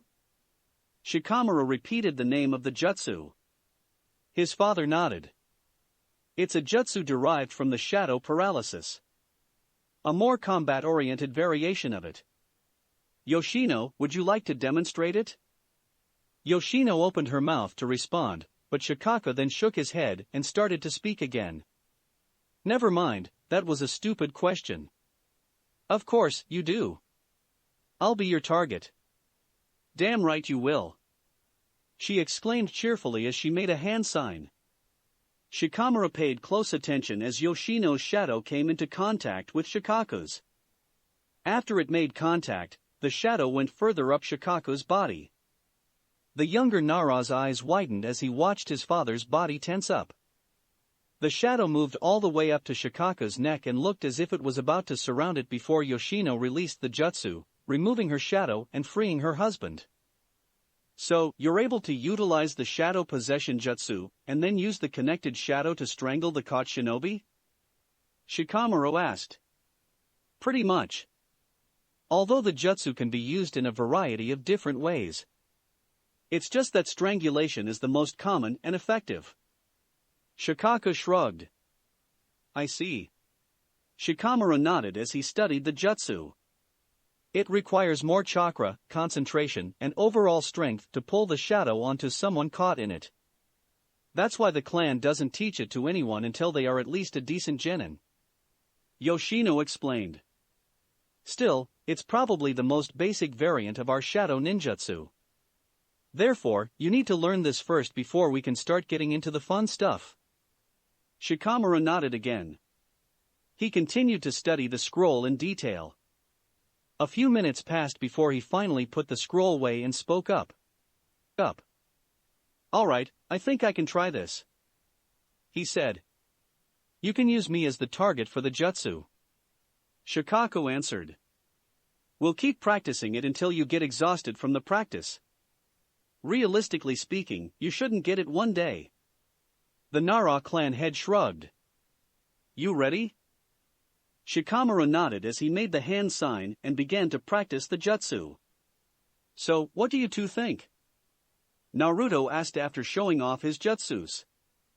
Ibiki and Kurenai did not immediately respond. The two exam proctors had watched as Naruto showed them the jutsus he could use and to the extent he could use them. They also listened to him as he gave a verbal explanation of his skills and abilities. After absorbing the information, the two stared at each other as they both tried to think of a training regime. After a minute of silent thought, they both nodded. Ibiki was the one who spoke up. Naruto, are you aware of the memory transfer involved in your shadow clones? Ibiki asked. The blonde nodded. Yeah, I realized about it in the second exam actually. Good. The Tokubetsu Jonin responded. Then I assume you know that anything your clones learn, you learn as well. Naruto's eyes widened for a few seconds before a wide smirk developed on his face. That makes sense now that I think about. So are my shadow clones basically the ultimate way to train? Ibiki nodded in affirmation. They are a great tool for training, and we will be taking advantage of that. During all of our training sessions, you will create a clone. You will train under one of us while the clone will train under the other so we can optimize the time effectively. He then turned to face his partner. Kurenai-san, if memory recalls, you are rather close to a wind-style user in Konoha. Perhaps you can teach Naruto something you've learned from your acquaintance. Kurenai's eyes narrowed at Ibiki. Are you implying something, Ibiki-san? I was just noting that you may know a wind jutsu to teach Naruto. Nothing more. The scarred shinobi responded, seemingly indifferent to Kurenai's glare. The jonin dropped her glare and turned to face Naruto. Ibiki-san's right. I do know a wind jutsu or two I could teach you. Maybe for the first week or so, I can work on improving your jutsu inventory. She noted. Awesome. Naruto shouted in excitement as he made a hand sign. Shadow Clone Jutsu. A shadow clone appeared in a poof of smoke right next to Naruto. You're eager to learn, Naruto-kun. I like that. Kurenai grinned as she walked off. Your clone can work with me today. Let's get to work. The clone jumped up in excitement before it hurried behind Kurenai as she walked off to a place more secluded to practice jutsu. The original Naruto was left alone now with Ibiki. Okay, so while my clone is with Kurenai-sensei, what am I going to learn from you, Ibiki-sensei? Any cool jutsu from you? Naruto asked excitedly. Ibiki's eyebrow rose at the sensei honorific, but he paid it no mind. Perhaps I'll teach you some jutsu down the road. For now though, we'll be working on developing your strategic mind. Ha! Naruto's excitement started to fade. You are a talented kid, there's no point in denying that. You have a strong arsenal of jutsu, and you even have some control of the kyubi. You're talented, but you're weak without a developed mind. Ibiki said bluntly. Naruto resisted the urge to glare at the exam proctor as he waited for him to continue. If you understand proper strategy, you can plan your attacks better and execute them at the right moments. You have potential, Naruto, and I'm going to make sure you develop it. Understood. Naruto responded. So, how are going to develop strategy then? I have a few books you can read in your spare time. Shogi and other similar games can also help. But for now, I'm just going to present you with scenarios and see how you handle them. Ibiki explained. Scenarios? The blonde blinked, repeating the phrase. I'll give you a verbal situation, and you are going to tell me how you would respond. I'll let you know the result of your decisions. After a few of them, I'll make things a little more intricate. The exam proctor explained. Okay. Let's start this. Naruto declared. How bad can these be? Bad. Very bad. Very, very bad.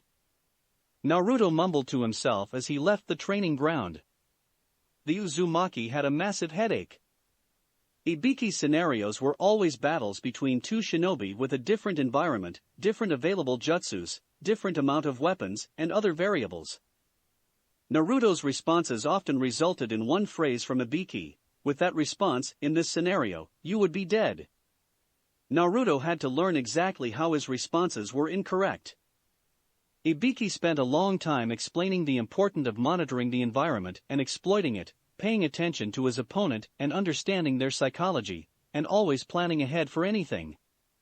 The head of the torture and investigation department spent most of his time teaching Naruto important strategic lessons. Once training had ended, Naruto had left with more knowledge, but also with a massive headache. Kurenai-sensei also didn't help with her training, ugh. Naruto rubbed his head in pain. Kurenai had started to teach Naruto the wind style, wind release stream jutsu.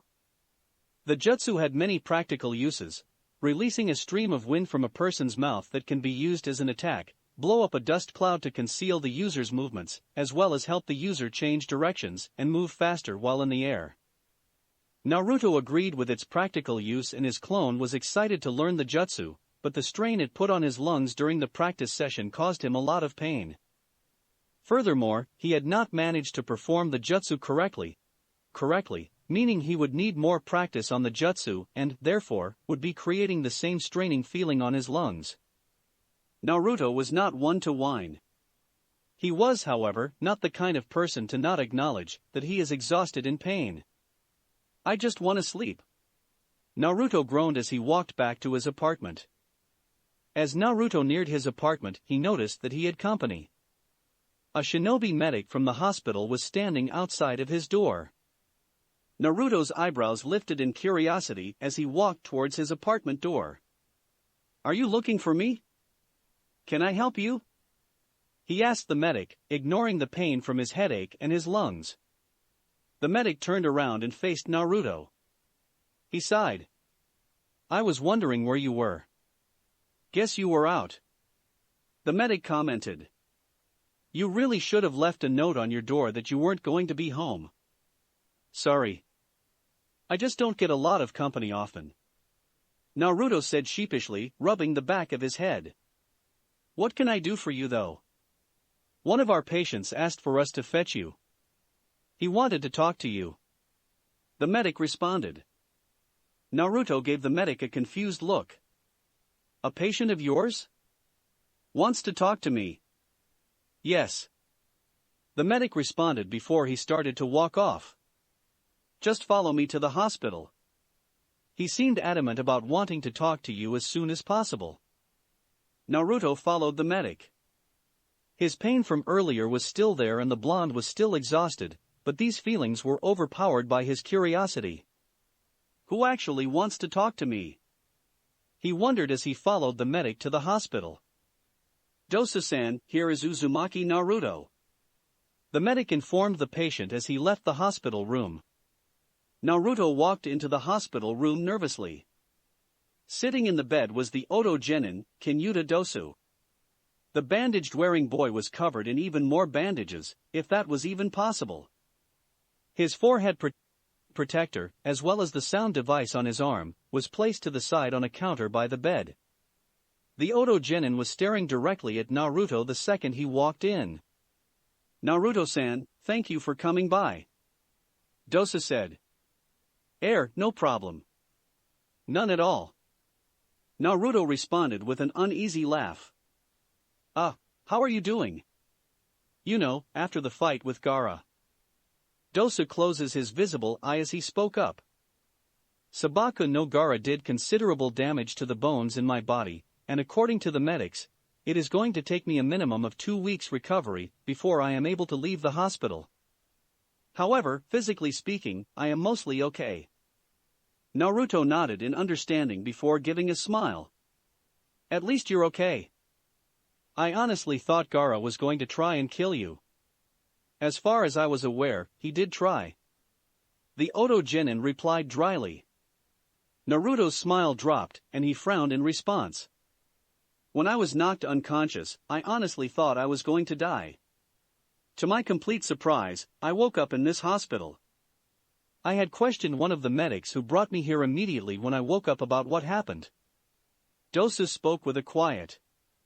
His eye then shot open as he stared intently at Naruto. "I was told that you intervened and saved my life." "Me?" Naruto blinked before shaking his head. "I didn't save your life. Anko-sensei and Hana and I did. They were the ones who were able to actually restrain Gaara." "That may be true, but I was told you intervened first and the attack you prevented could have very well seriously injured me. Or worse." Dosu's voice trailed off as he began to imagine what could have happened. Naruto mumbled in response. An awkward silence passed between the two genin. Naruto said nothing as Dosu thought to himself about the situation. After 5 minutes, Dosu finally spoke up. "Why?" he asked. Why what?" Naruto asked back. "I am not a Konoha shinobi. Furthermore, I thought that my team angered you prior to the exams when we attacked the boy from your village with the cards. So, why did you intervene in the fight and save me?" he clarified. Naruto's eyes narrowed a little as he spoke up. "Just because you aren't from my village doesn't mean I shouldn't help you. And even if you and your teammates were being jackasses, it doesn't mean you should die because of it. But you're not answering my question. Why save me? Dosu shouted the question, desperate. Naruto blinked in surprise at Dosu's tone of voice, but then he shook his head to get over the surprise. Because no one deserves to die like that. I hate seeing people suffer, and I don't want to watch anyone die when I can prevent it. I didn't want you to die. Naruto responded, a smile appearing on his face. Dosu did not respond for a few seconds. He was contemplating Naruto's answer. He then shook his head in disagreement. This would be so much easier if you would simply be honest, Naruto-san. Dosu said quietly. You want some form of payment for saving my life, correct? Naruto's mouth dropped in response to Dosu's accusation. His eyes then narrowed as the Oto Genin continued. I don't have too much money, so we'll have to make arrangements of another form of pay. A jutsu perhaps. Or maybe dash. Keep your money in your jutsus. Whatever. I don't want anything, damn it. Naruto shouted, interrupting the Oto Genin. God, can you not believe that or something? I just didn't want to see you die. I find that hard to believe, Naruto-san. Dosu shook his head again. Naruto sighed in frustration. Does this guy have no faith in people or something? How many times am I going to have to say this, damn it? An idea soon entered Naruto's head. He immediately spoke up. Fine, you want to pay me back, Dosu? The Oto Genin nodded. I don't like owing debts. What do you want in return? Return. Then be my friend. The Uzumaki said with a smile. Excuse me? Dosu blinked in confusion.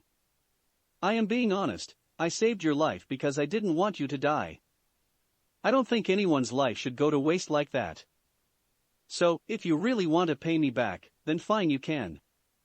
And I choose that you have to be my friend. Naruto answered, his smile growing bigger.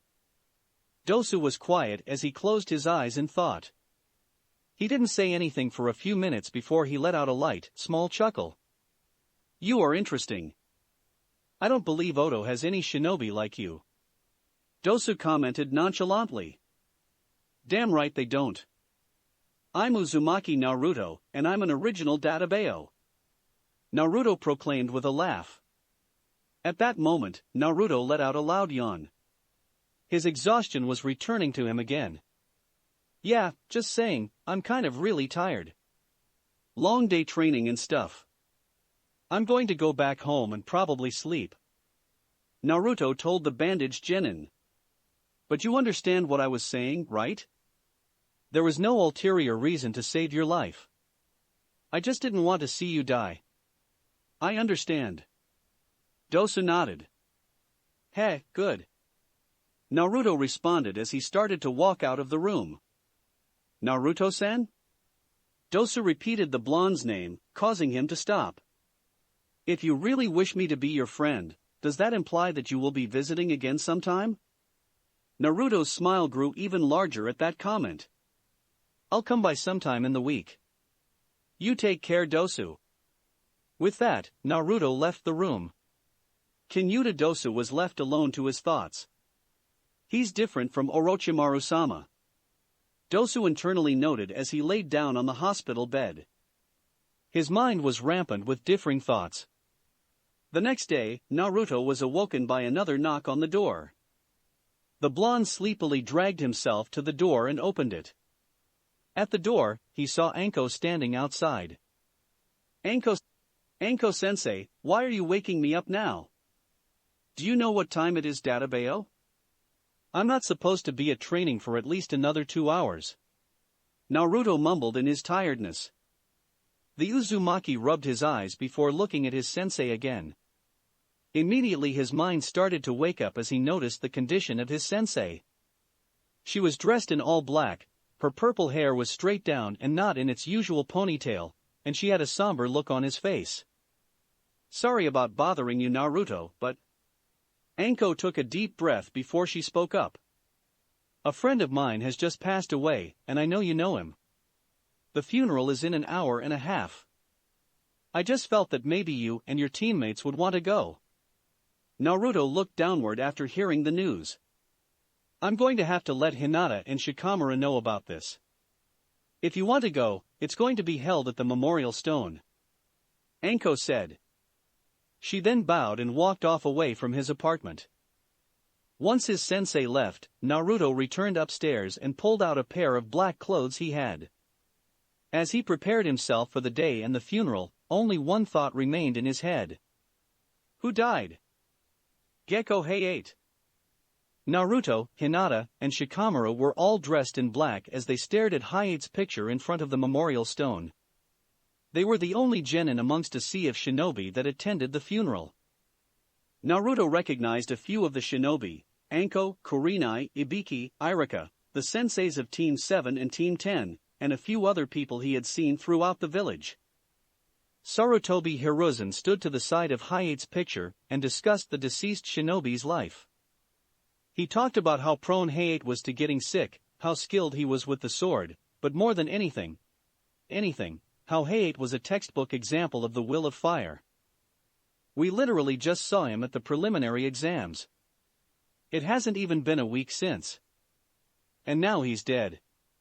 Shikamaru shook his head as he listened to the sandame. Hinata's eyes focused on a particular shinobi, a woman with purple hair similar to Anko. The woman had been crying since the beginning of the funeral. Hayate-san, it was not your time. He had just complimented me during the preliminaries. And now? Naruto felt himself near tears. I never even got to thank him for what he told me. And now I never will. The ceremony was around an hour and a half in length. Once the ceremony was over, the visitors left a flower on the memorial stone in honor of their deceased comrade.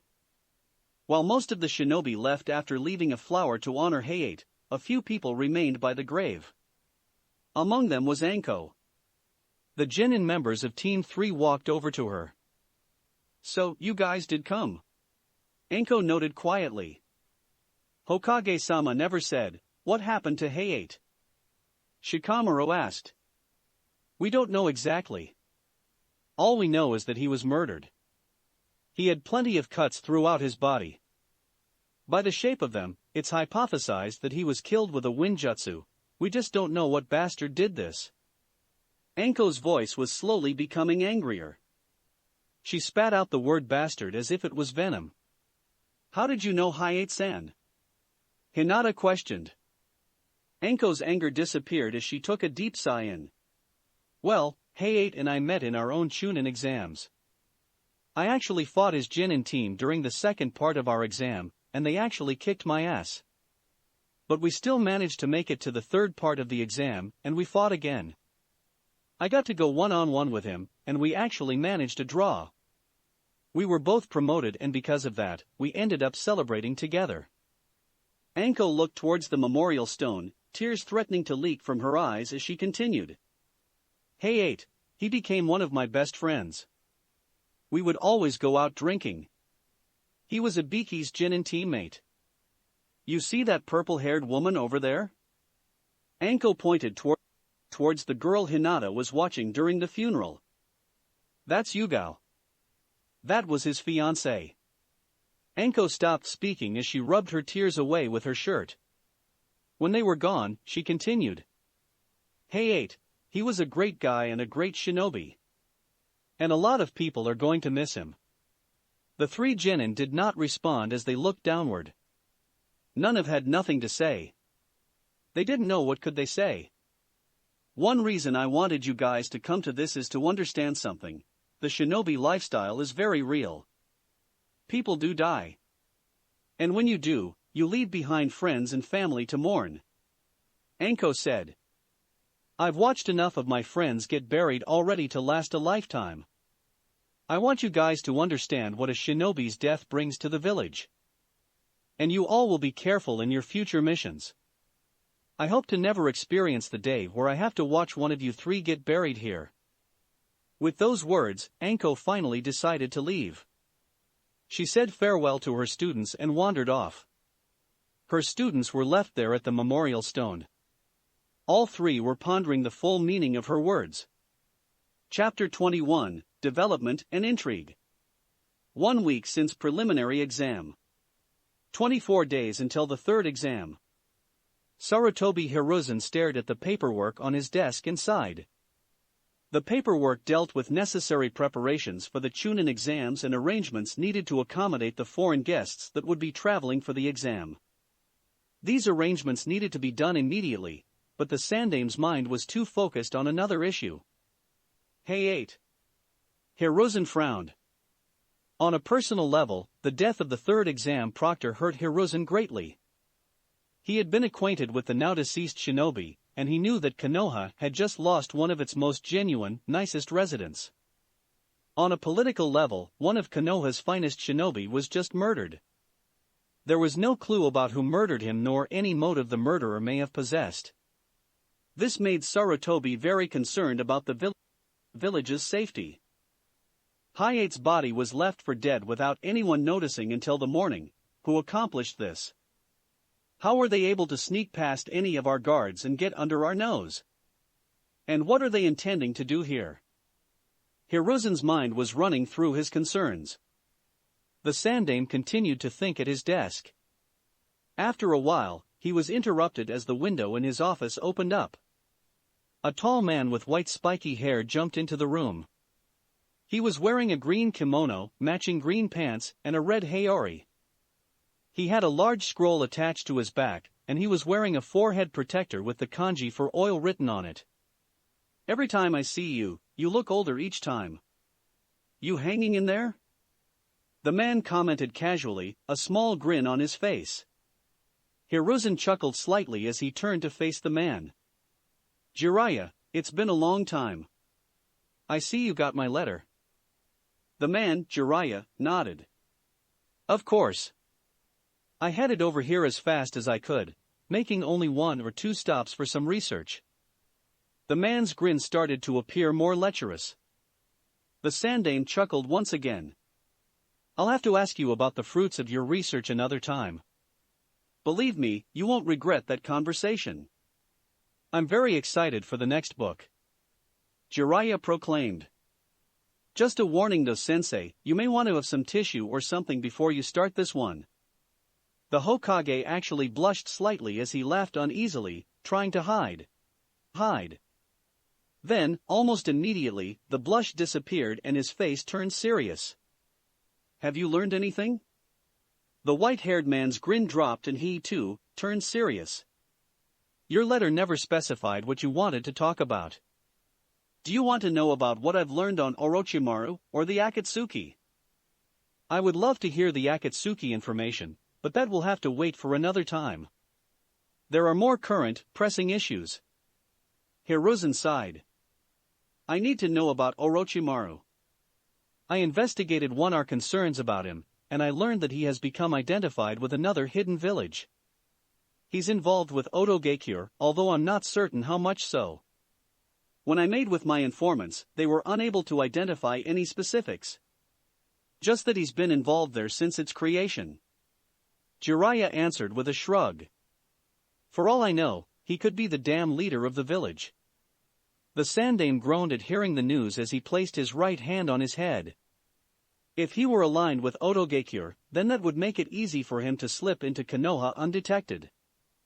He would probably have been disguised as the sensei for their genin team. He shook his head. Konoha has gotten lax.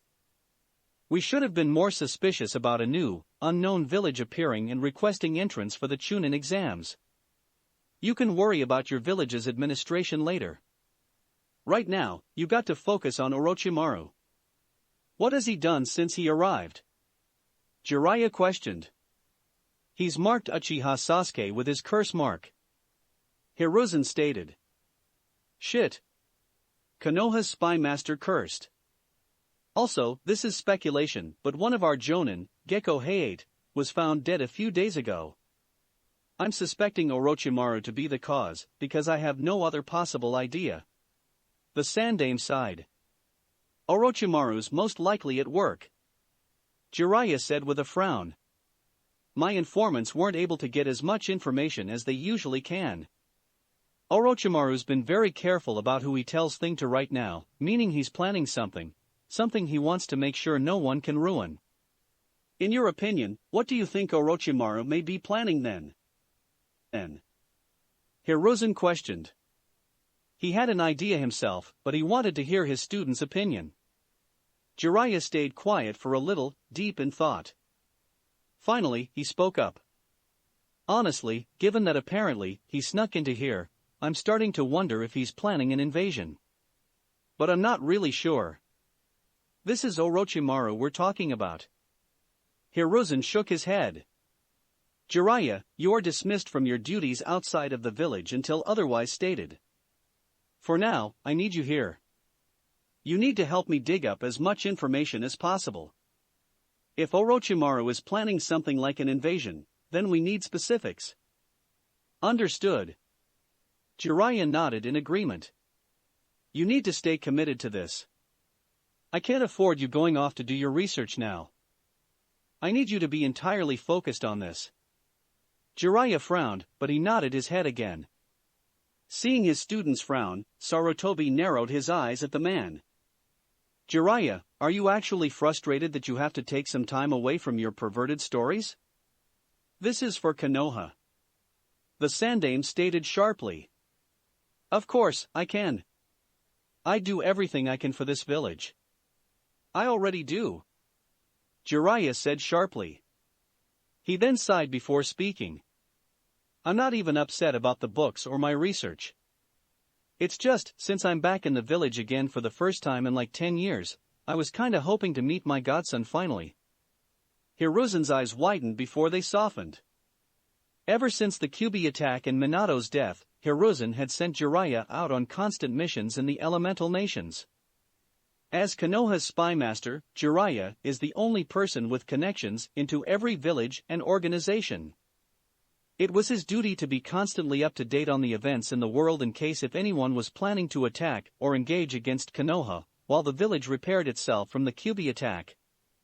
Hiruzen had intended for Jiraiya to be gone only for a few years, but then Orochimaru left the village. Jiraiya was once again forced to remain outside the village, trying to gain information on the missing ninja. The consequence for Jiraiya's service to the village was that he was prevented from getting to know his godson, Uzumaki Naruto. It was something that Jiraiya was constantly troubled about. Jiraiya, once the Chunin exams are over, I will let you have a leave from your duties for a week or two. During that time, you may spend as much as you want with Naruto-kun. Hiruzen informed him with a frown.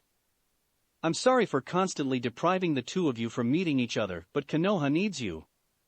And right now, the village needs you more than ever. And I can't afford you focusing on anything else other than uncovering whatever Orochimaru is planning. Yeah. Understood. Jiraiya sighed. How is he doing, by the way? You also didn't say anything about him in your last letter. He doing okay? Hiruzen smiled in response. You'll be pleased to know that Naruto-kun made it to the third round of the Chunin exams with the rest of his team. Jiraiya blinked in surprise before he started to laugh, a grin on his face. Already?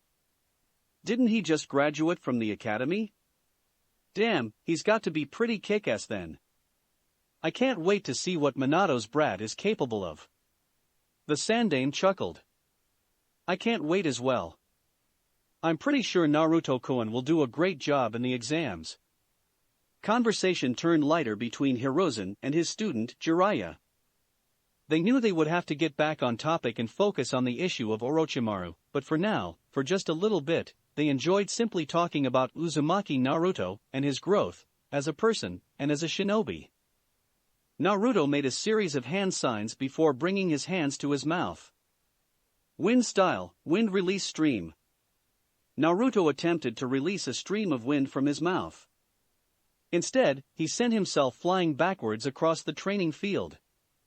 He hit the ground hard and yelped in pain. Kurenai shook her head at the sight and sighed. That was funny the first day he did that, but now, it's just starting to get annoying. The Uzumaki pulled himself off the ground and moaned loudly. I don't get it.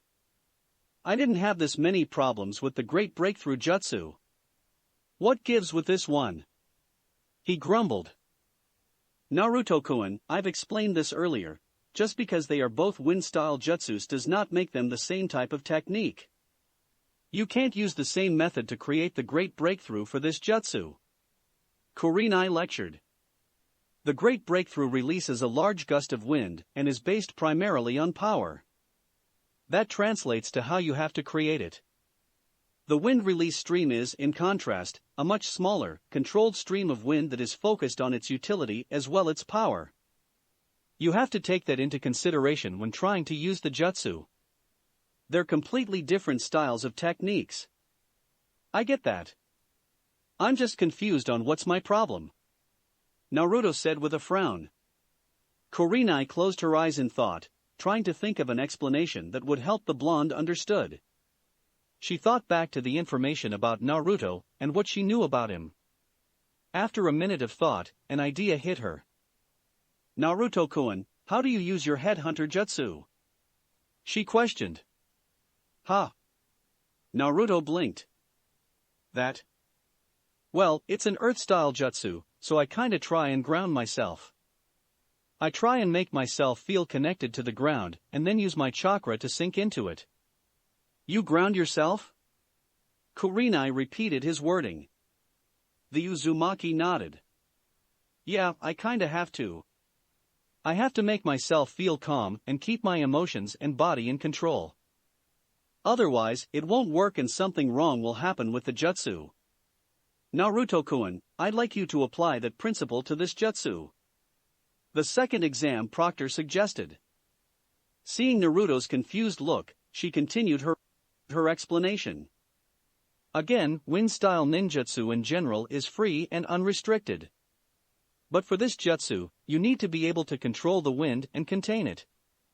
You need to be able to apply it all in one stream of wind, and not a giant gust of wind.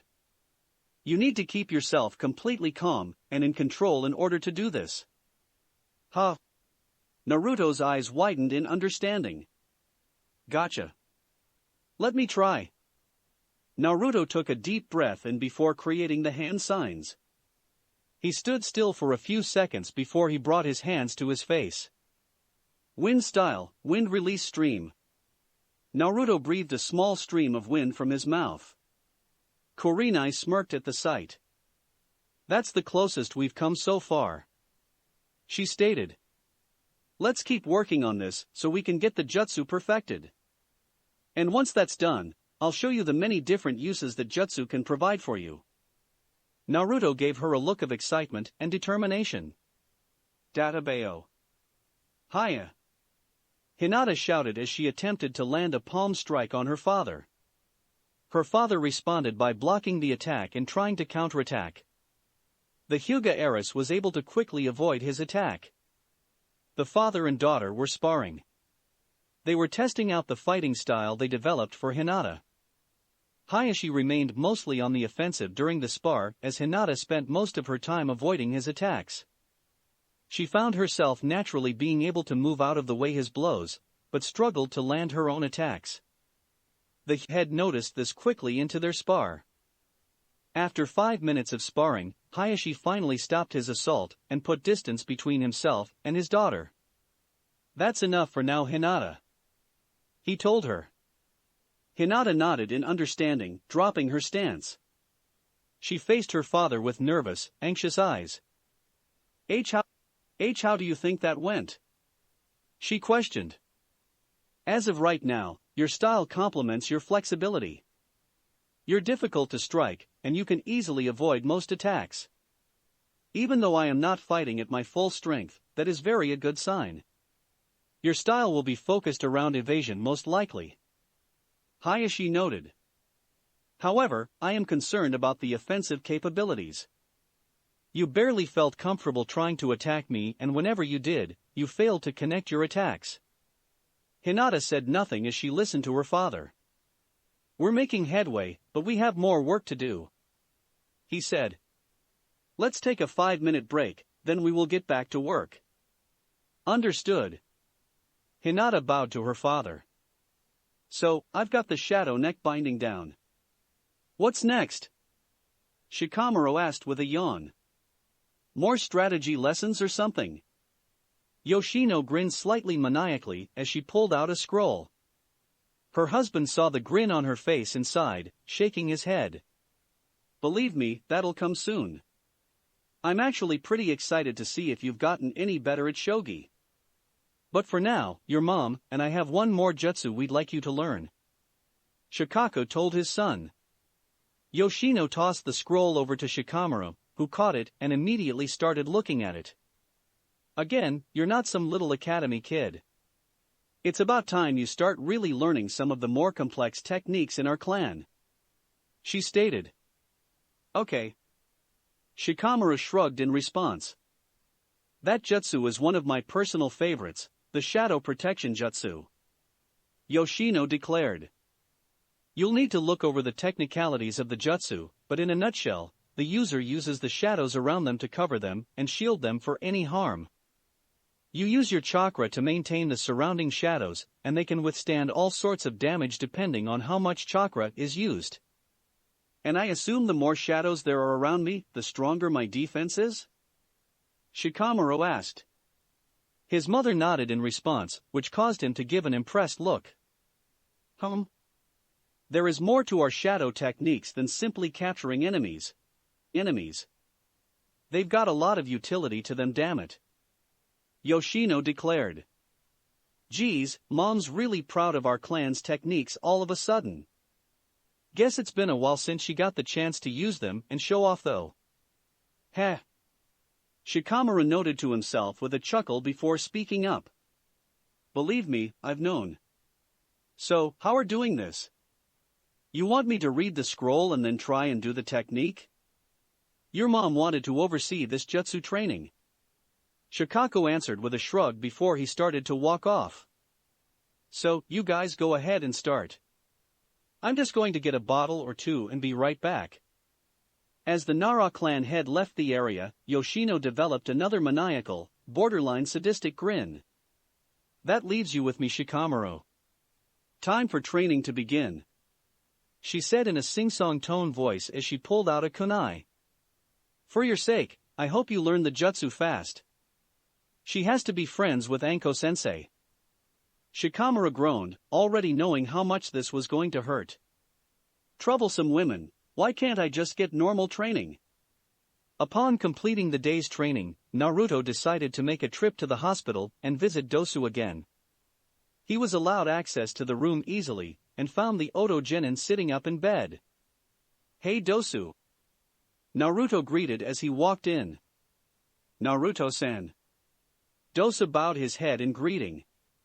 How are you doing? Feeling any better? The Uzumaki asked. In my personal opinion, I have been healed for the past 3 or 4 days. Nevertheless, the hospital insists that I remain here for another week to make sure that nothing happens in the next few days. Dosu said, rolling his visible eyes. The hospital sucks, doesn't it? Naruto chuckled. I've had more enjoyable experiences. The Oto Genin responded with a sigh. You don't have to say it like that, just say it like you think it. The hospital here sucks. Naruto exclaimed loudly as he continued to laugh. Dosu chuckled slightly in amusement and confusion. Does he not realize that the medics that work here can probably hear us? Does he not care that they would probably be offended by that?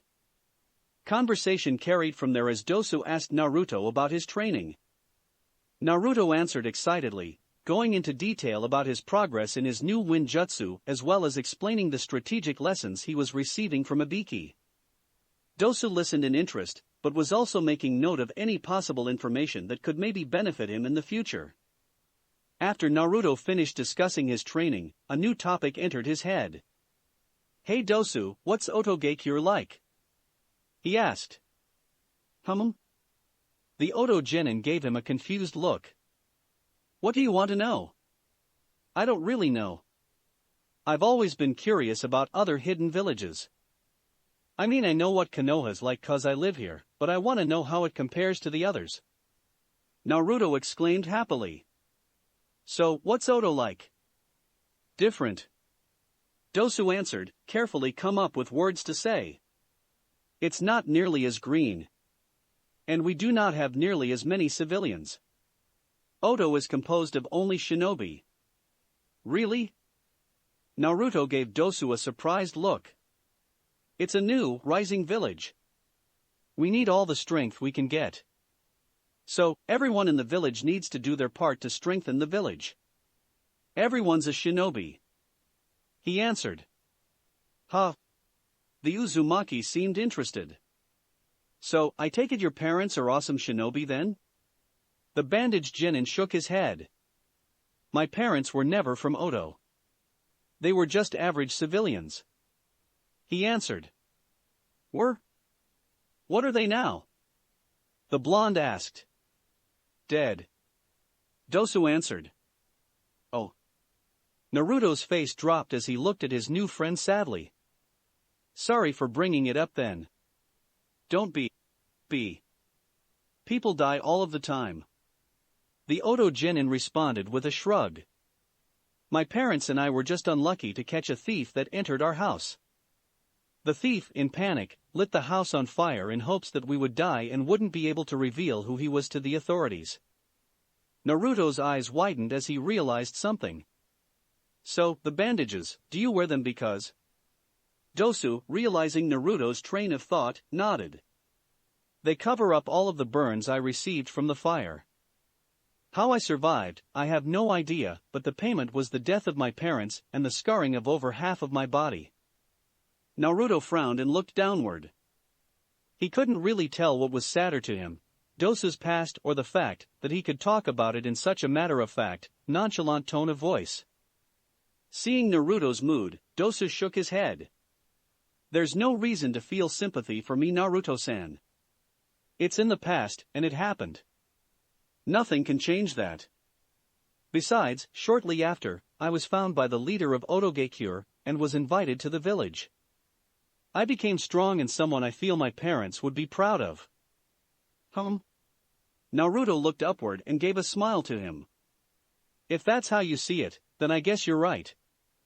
I'm sure your parents, wherever they are looking down on you proudly. Honestly, I'm not certain about that. Dosu wondered to himself. Conversation became lighter as the two genin talked a little about Konoha. They continued to talk for about 30 more minutes until Naruto's stomach grumbled. The blonde looked at the hospital patient with a sheepish grin. Well, guess I should be heading out. I'm gonna get something to eat and head home. Naruto said as he stood up. Take care then, Naruto-san. Dosu bid farewell. Come again whenever. It's nice to have some company. Naruto, who was about to walk out of the hospital, turned around and looked at Dosu with surprise. Wait, has no one visited you other than me? Not even your sensei or your teammates? Dosu shook his head, causing Naruto to scowl. What jackass's databao? Dosu shrugged in response. Naruto's scowl deepened, but disappeared almost instantly as an idea entered his head. I got it. I'll send a shadow clone to spend time with you when I'm training. That way you can have someone to chat with whenever you're bored or lonely. He exclaimed excitably. Dosu blinked in confusion. Naruto-san, that's not niche. Expect the clone sometime tomorrow morning. Later, Dosu. Naruto informed him before walking out. Dosu blinked in surprise. He remained motionless for a few seconds, digesting what the blonde had said. Finally, he sighed before lying back down in the hospital bed. Is he even real? He's way too talkative. Dosu mumbled to himself. Why am I talking to him so much anyway? Uzumaki Naruto, you are interesting. 8 days since preliminary exam. 23 days until the third exam. Where is that bastard? Anko grumbled as she walked through Konoha. Throughout the day, Anko had been looking for her friend and fellow Jonin sensei, Hatake Kakashi. Unfortunately for her, she was having no luck finding him, and her search was taking much longer than she had anticipated. He's not at the memorial stone, he's not in any of the bars, and he's not at his apartment. I even asked that bratty pink-haired student of his, and she had no clue. Where the fuck are you? Anko hissed to herself. You looking for somebody? Anko's eyes widened and she turned to her side. Speak of the devil. Kakashi was there. The masked jonin was reading a small, orange book, but Anko didn't care to look at what book he was reading. All that registered in her mind was the man she was looking at. You. She nearly growled. I was looking for you, Anko-san. You know, you're more difficult to track down than I thought. Kakashi told her as he flipped pages in his book. Don't you dare pull that bullshit on me. I've been trying to find you all day. She shouted. Kakashi tilted his head. You were looking for me? Yeah, I was. I was going to ask if you were up to continuing with our spars. Anko's anger started to fade and it was replaced with excitement. I've been working on an original jutsu, and I think I've finished the kinks with it. I was wondering if you'd want to spar a bit and see it for yourself. An original jutsu? I'd be interested. Sure, we can start our spars again. Kakashi said as he put his book away. However, not today. I have a favor that I need to ask. Depends on what it is. You did put me through a lot trying to find you. Anko commented bitterly. But yeah, shoot. Before I ask though, how aware are you of Orochimaru's activities in the village?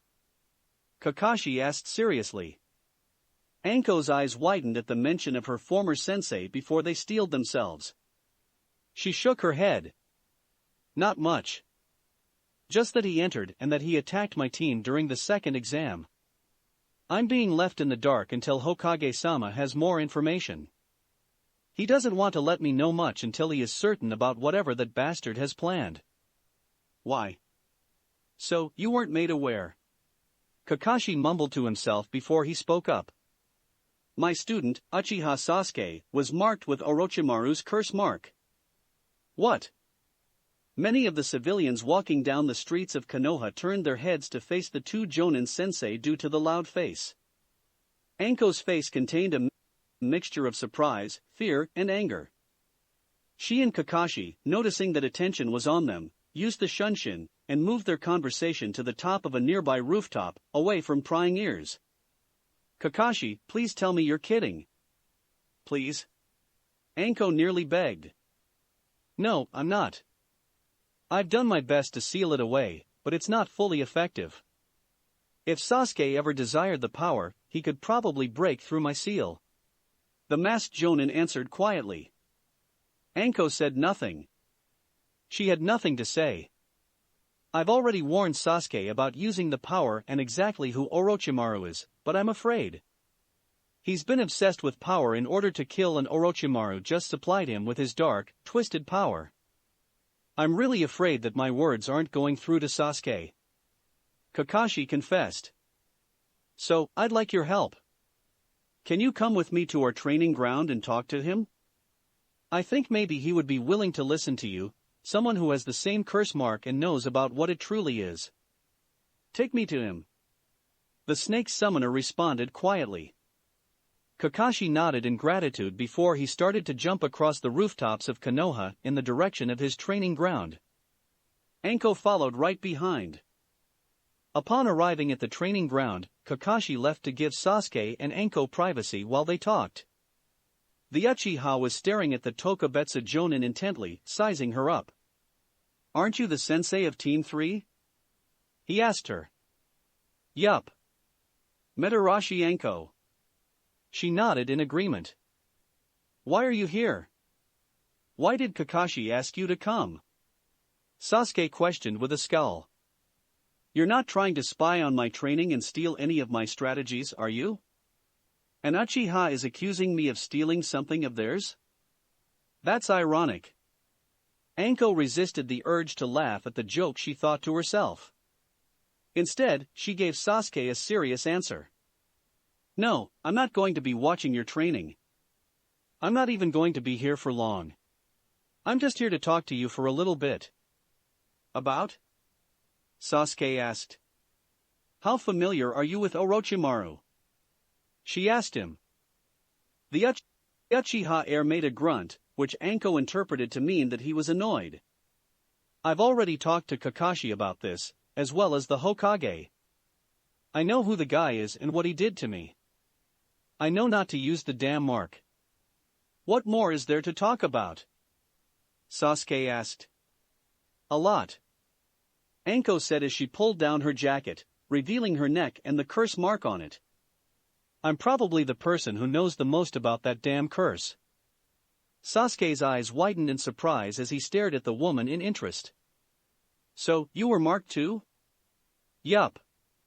A few years ago, before the damn snake turned traitor on the village. She answered. You don't have a seal like the one Kakashi put on me. The Uchiha noted with a bitter tone in his voice. Do you use the power of it?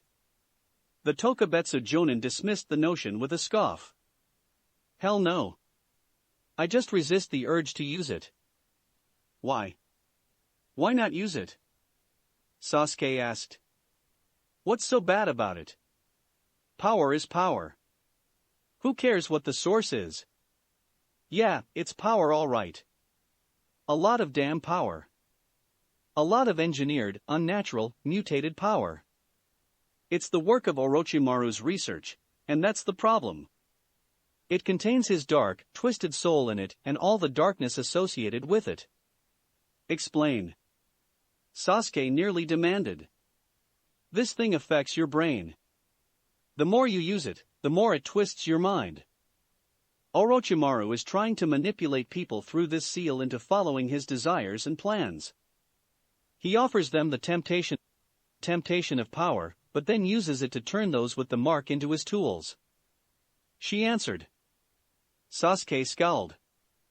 He didn't like the idea of becoming anyone's tool. He was his own person with his ambition. Nothing was going to change that fact. Still. Can't you resist him, though, and still use the power? He asked. If you were powerful enough, you should be able to resist the mental influence. My mind is strong, I can avoid the mental repercussions of it. Have you used the curse seal yet? Anko asked. Sasuke recalled the second exam in the Forest of Death. His team had been attacked by the team from Otogakure. They, along with the help of a few of their allies from Konoha, managed to fend off the Oto team until the time Sasuke woke up. When he woke up, he could feel power coursing through his body, the power of the curse mark. He remembered how strong he felt, but he also remembered the bloodlust. He remembered how he felt when he broke one of the Oto Genin's arms. He remembered how excited he was to do more to him if Sakura hadn't stopped him. I did. I never felt more powerful, but I didn't feel like myself. He admitted. Anko nodded in understanding. That's what I mean. The power is there, but it corrupts you. The more you use it, the more you lose your identity. And you become more like his puppets. Sasuke closed his eyes in deep thought. He couldn't deny it, he felt himself get manipulated by Orochimaru's power. He was starting to agree with Anko and her stance. Still, he noticed something about the woman he was talking to. How do you know Orochimaru? He asked. You're talking different than Kakashi or the Hokage did. They talked more about the curse seal itself, but you're also talking about the man and his intentions. They make sense, but how do you know all of this? Anko remained quiet for a few seconds. Sasuke waited for a response. A full minute passed before he received one. I was part of the man's Chunin team back when he was still a shinobi here. That snake began his research and his experiments on me and my teammates. His experiments killed my teammates and marked me with this damn seal. He killed them and left me to die, effectively ruining my life at the time. She said quietly. I hope you don't mind me being personal when I say this, but I think of him the same way you think of your brother. The Uchiha's eyes widened exponentially at the reasoning and the comparison. Soon, his eyes started to scowl as he thought back to his encounter with Orochimaru. So, you are just like Itachi, Orochimaru? A traitor who killed innocent lives and left someone who was close to you to die. Sasuke's Sharingan instinctively activated as his eyes filled with anger. And you are trying to make me one of your little tools? You're going to regret this. I'll make sure you die. Anyway, kid, that's all I had to talk to you about. You need to know exactly what kind of person is behind that seal and what it is really doing. Anko told Sasuke, interrupting him from his rage-induced inner monologue. I'll be around the village if you ever want to talk about it, or have any questions about it. Sasuke deactivated his Sharingan and gave a nod to the woman in front of him. I may have to someday. Thank you. The two shinobi bade farewell to each other as Anko left. Kakashi, who had been hiding nearby the training ground, gave the woman a look as she went off. Anko, thank you. He made a note to thank her in person the next time he saw her. But for now, it was time for him to go back to training his student for the exams. 2 weeks since preliminary exam. 17 days until the third exam. Hayashi stood to the side in the training room of his compound. On one side was a Chunin-level Hyuga from the main branch, and on the other was Hinata. The two were in position to begin sparring. The Hyuga had raised his hand. Begin, he declared. The two sparring Hyuga immediately charged at each other. The Chunin attempted to land the first strike on Hinata, but the heiress dodged his palm easily.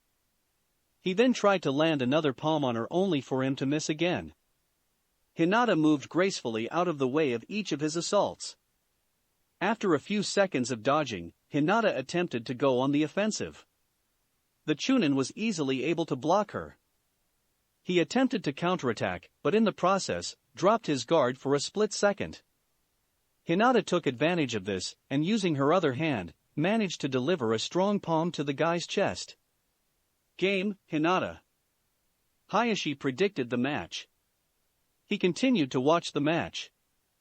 After landing the first hit, Hinata was in control, and she never lost it. She continued to avoid the Chunin's attacks, the flexibility and movement of her stance allowing her to easily get out of the way. She proceeded to try an attack when his guard was lowered, or set him the man up to lower his guard. Hayashi's prediction was right. The style is still evasive, but it finally has the offensive quality it has been lacking. In a taijutsu fight with someone of the same skill level, Hinata will be able to easily avoid the attack and deliver counterattacks to their tenketsu. Hayashi noted. The variant of the gentle fist, a style that was geared towards evasion and generating quick counterattacks instead of standing one's ground and moving stiffly to attack and defend, had been created. Match over, he proclaimed. The two Hyuga stopped their fighting. The Chunin Hyuga bowed his head in response, a notion Hinata reciprocated. He dismissed himself as Hinata walked over to her father. You've made a lot of progress. After seeing your display, I can honestly say I believe your style will work. Hayashi informed her. Why you mean it? Hinata mumbled in surprise. Hayashi nodded. It accounts for your body's natural flexibility, but you still have the ability to use the Byakugan and some of the more important aspects of the gentle fist. You're geared towards evading and counterattacking, not defending and attacking. The style suits you, and I believe you'll use it well. Hayashi looked down at his daughter with pride. Hinata noticed this and her eyes widened. She then tried to resist the urge to cry. Well done, Hinata, he told her. At that point, Hinata couldn't stop the tears from rolling down her eyes as she ran over to hug her father. Hayashi, albeit a little awkwardly, returned the hug from his daughter. She had proven herself to her father, the man who she had been trying to earn his praise. The exam was still days away, and they had a long way to go before she was ready to face her cousin, the boy considered to be the genius of the Hyuga clan. Still, this was the start in her mind. She had just earned her father's praise and now Hinata felt as if she could do anything. "Alright, let's do this again," Yoshino declared as she tossed multiple kunai at Shikamaru. Shikamaru ran through a set of hand signs before shouting his jutsu. Ninja Art, Shadow Protection Jutsu. The shadows surrounding Shikamaru came together and formed a small barrier around him. The first few of Yoshino's kunai hit the shadow barrier and bounced off. The final 3, however, were able to tear through the barrier and hit Shikamaru in his right shoulder. The Nara air cursed and fell down, dropping the remains of his barrier. Shikamaru. Yoshino frowned. She stopped the maternal urges to go rush and check up on her son. She remained in strict, instructor mind. "We've been practicing this for 6 days now. You need to be able to maintain the barrier better." "Easy for you to say, Mom. You aren't the one being pelted with kunai." Shikamaru grumbled as he pulled himself up, pulling the kunai out of his shoulder. "If he thinks he's having it hard, he should have seen how my mom and dad trained me." Shikaka chuckled to himself as he took a sip of sake. Yoshino's maternal instinct kicked in at that moment as a tick mark developed over her head. "Don't sass me, Shikamaru. I thought I stopped hearing your crying and bitching after you turned 2, but I guess I haven't." "Sorry, it's just frustrating," the Nara grumbled. "I get the concept of the jutsu, I just need to figure out why I am struggling with it. It seems I haven't made any progress since I started." Yoshino frowned. Her son was the kind of person who liked to see differences and changes over time. If he couldn't see improvement, he would often consider the activity troublesome and pointless. "You know you have made progress, right? You're now able to form the barrier with your shadows," she told him. "Yeah, that wasn't the hard part. It's keeping them maintained and sturdy." He continued to grumble. "That is all based on your chakra. We just need to find ways to increase your chakra pool," she said. "I figured." Her son sighed.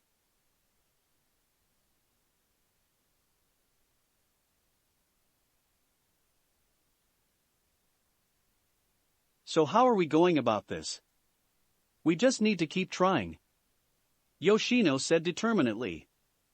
"I know it's a drag, troublesome, or whatever shitty way you want to describe it, it just has to happen. It's like any training, if you don't push yourself at some point, you're never going to get you improved. You need to really get pushed, and therefore, you're probably going to get tired and hurt a lot in the process. But the payoff is worth it when you can use this jutsu and potentially save your life. Believe me, I know." Shikamaru responded with a sigh. "So are you ready to keep at it again?" Yoshino asked. "We can take a break if you want for a few minutes. We're just going to have to keep up on this though to make sure you can actually improve." Shikamaru said nothing for a few seconds before he shook his head. "Nah, let's just keep doing this." He shrugged. "This is such a pain, but whatever. Whenever you're ready, Mom." For as much as you complain, Shikamaru, you really are a motivated kid. You're going to be an excellent shinobi, my son. Yoshino smiled as she pulled out another kunai. Alright, let's get back to it. Alright, Naruto, we are going to conclude training today with one more scenario. Ibiki informed the blonde. Alright, let's do this. Naruto proclaimed confidently. I've prepared a map of the environment in this scenario. The first exam proctor declared as he pulled out a piece of paper and handed it to the blonde. Naruto looked at the map intently. It depicted a small forest with a red X in the center. To the left of the X, more trees were visible, showing that the forest became larger in that direction. To the right, there was a small river. Going north from the X was a town marked as a local civilian town. There was also a scale at the bottom of the paper, which helped accurately map the distances between the X and the other landmark areas of the environment. Naruto continued to study the map intently until Ibiki spoke up. You are a Winjutsu specialist currently at position X after being sent on a long-term mission. returning back to Konoha. At Position X, you are ambushed by a rogue shinobi that was revealed to be a fire jutsu specialist. This shinobi has been handpicked to assassinate you. It is 11 p.m. at night. Since you are returning from a mission, your inventory is small.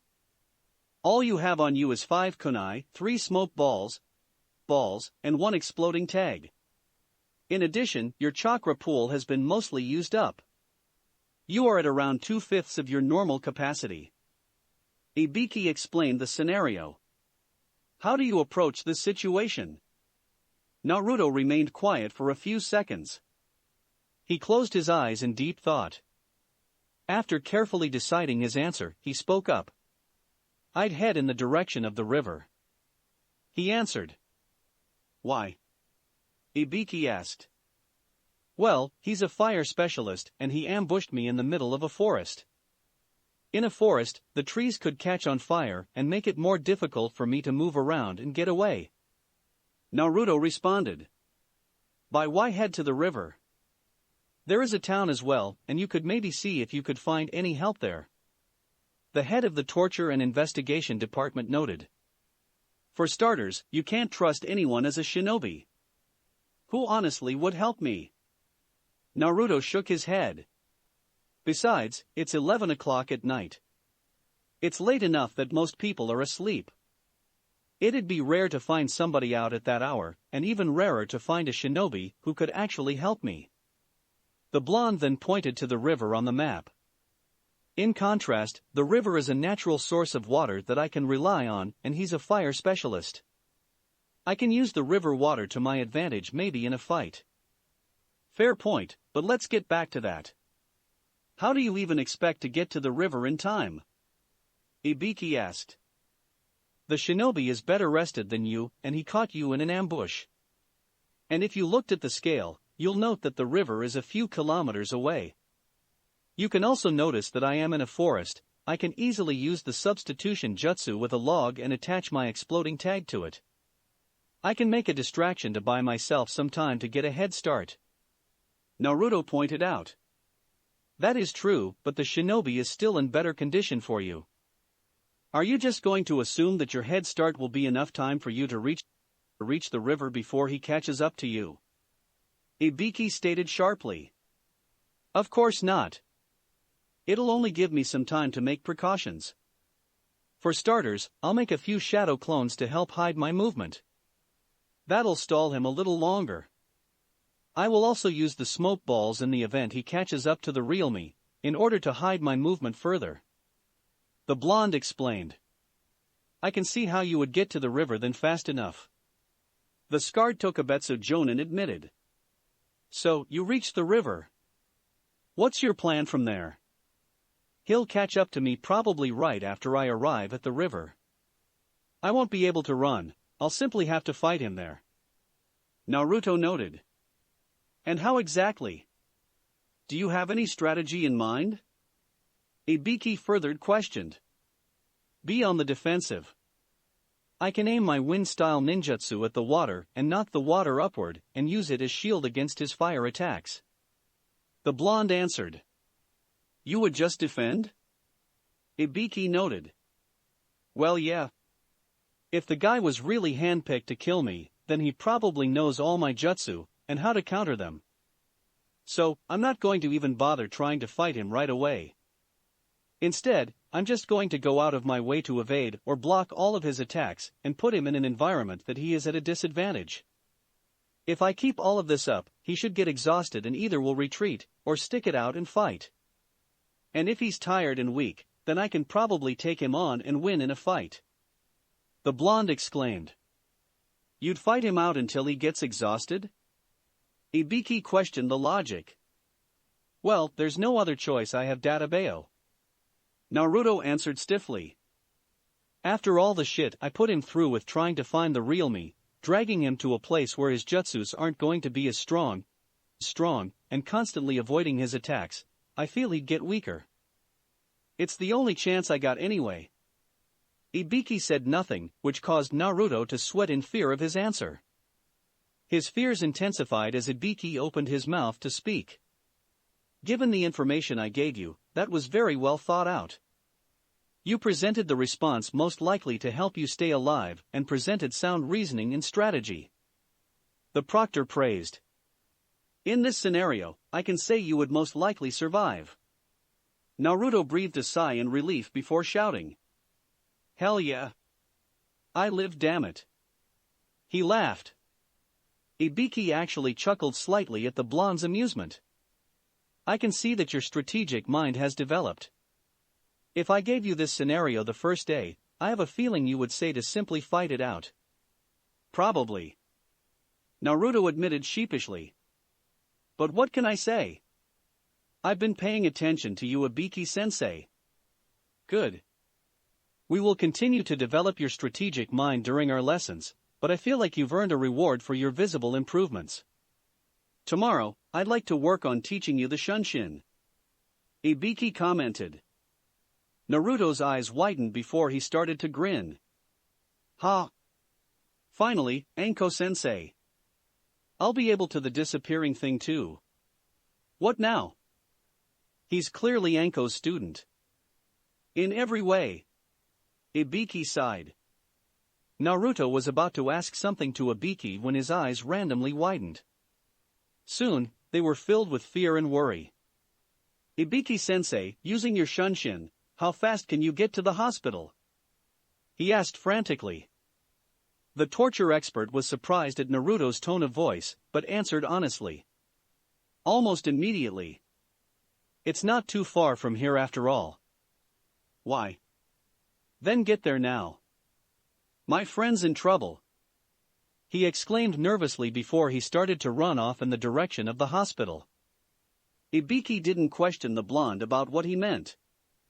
Instead, he made the hand sign for the Shunshin and disappeared, and went on his way to the hospital as fast as he could. 5 minutes prior. Naruto's shadow clone sat in Dosu's hospital room, waiting for the Oto Genin to speak up or start conversation. The bandaged-wearing Genin, however, was busy reading a book. The boy was deeply enthralled in it and, therefore, was not speaking to the clone. You're being quiet. The clone noted. Dosu looked up from the book and at the clone. Why, yes, I am. Do you like the book? It asked. Yes, I do. He answered before putting his head back in the book. What's it called? The clone continued to question. A tick mark developed on Dosu's face in irritation, but he responded in his usual tone of voice. It's called Tengaka no Sato. It's a fantasy novel about a mystical village, Tengaka no Sato, the village in the heavens. Oh really? The clone seemed interested now. Who's it by? How long is it? What's the main character like? Is there a sequel? Is there dash? You talk way too much for a clone. Dosu groaned aloud as he put his book aside, knowing that he was probably done reading for now. One question at a time, please, clone-san. Sorry. The clone said, rubbing the back of his head sheepishly like the original Naruto. First question, I guess, who is the off dash?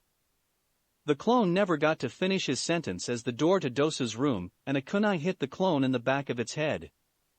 It fell to the ground and disappeared in a poof of smoke. Dosu's visible eye widened. In that moment, he forgot he was talking to the clone and just saw his friend fall to the ground and disappear. Naruto-san. He nearly shouted. My, Dosu. Didn't know you'd give a damn about what happens to a Konoha shinobi. Dosu looked upward. Standing in the doorway to the room was Orochimaru's right-hand man and his spy in Konoha, Yukushi Kabuto. The boy adjusted his glasses before walking further into the room. Kabuto-sama. Dosu greeted, bowing his head slightly. My apologies. The boy has been visiting me for a while. You stabbing the boy's clone just startled me. I suppose that could be startling. Kabuto shrugged. How's your stay at the hospital been? How'd you get injured anyway?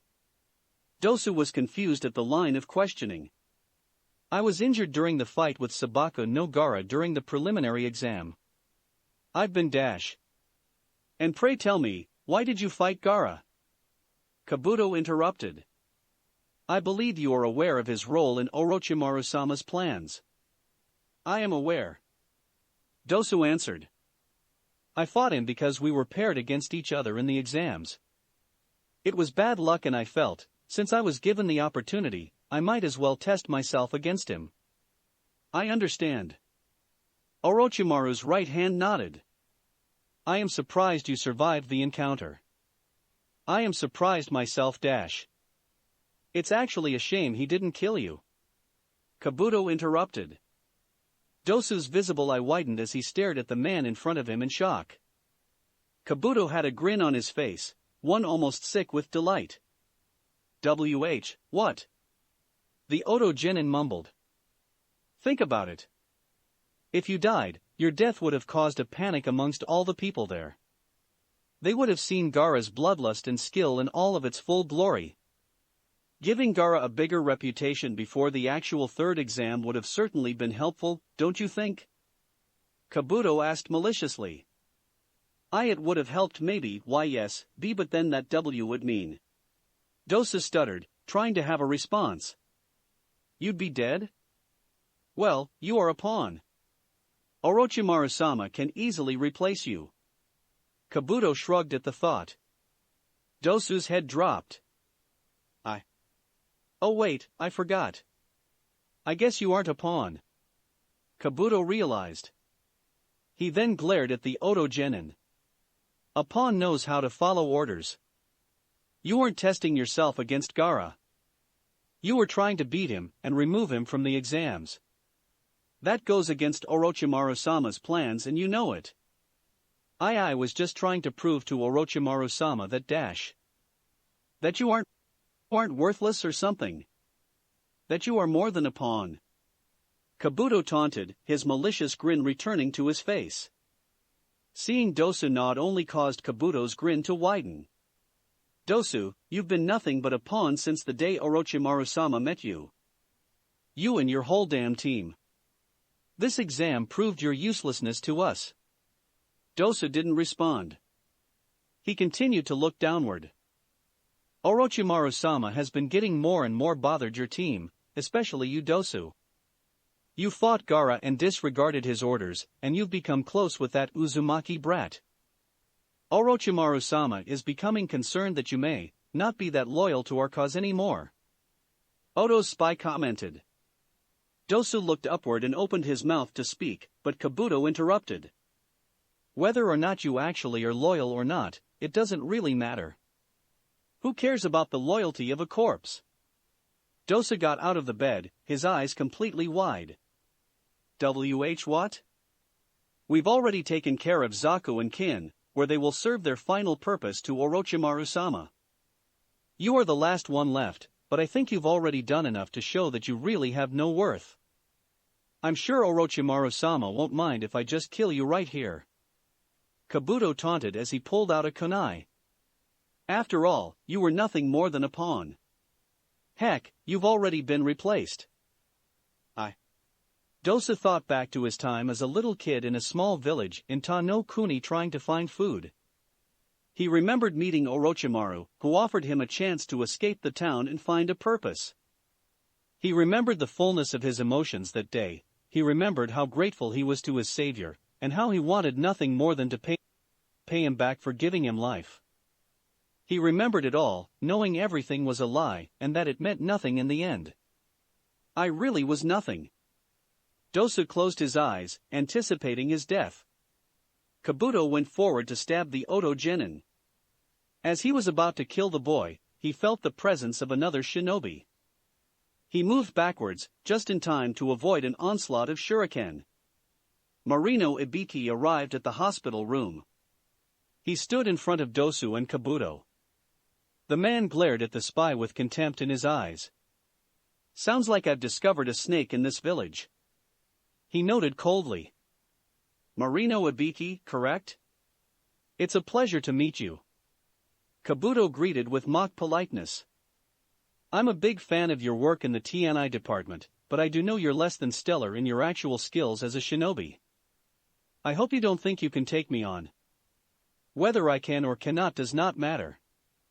All that matters is that the Konoha ANBU has been notified, and that they will be here any second to take you in, traitor. Ibiki said confidently. He then raised a kunai. But for now, I'm sure I'll be more than a challenge for you, and will keep you company. That's probably a bluff, but I can't take my chances. It would be horrible for Orochimaru-sama if I got caught. Kabuto cursed to himself before looking at Dosu. Guess this is what I get for playing with my food. Very well, Dosu, you may live for now. But believe me, you will die one day, and I'll make sure it is by my hand. Immediately, Kabuto jumped out of the hospital window. Ibiki ran to the window and tossed a kunai at the spy, but he blocked it. He then ran off into the village. You're not getting away that easy. Ibiki shouted as he made a hand sign. Shadow Clone Jutsu. 10 clones of Ibiki appeared in existence. One of you watch over the boy. The rest of you follow me. The Tokubetsu Jonin ordered as he jumped out of the window. 9 of the 10 clones jumped out of the window, following the original Ibiki. The final one stayed behind and turned to face Dosu. Kid, are you alright? We are going to have a lot to talk about. The clone said in a threatening tone of voice. The clone's eyes widened as he looked at the Oto Genin. What, are you okay? Kinyuta Dosu, former member of Otogekure and servant of Orochimaru, had passed out where he was standing from shock due to the conversation he had with Kabuto. Ibiki's clone cursed as he picked up the unconscious boy and rushed to find a medic to help the boy. That's it for this reading. Hit like and subscribe for a free ticket pass going to the different worlds of anime fanfictions. Looking forward to having you on board again.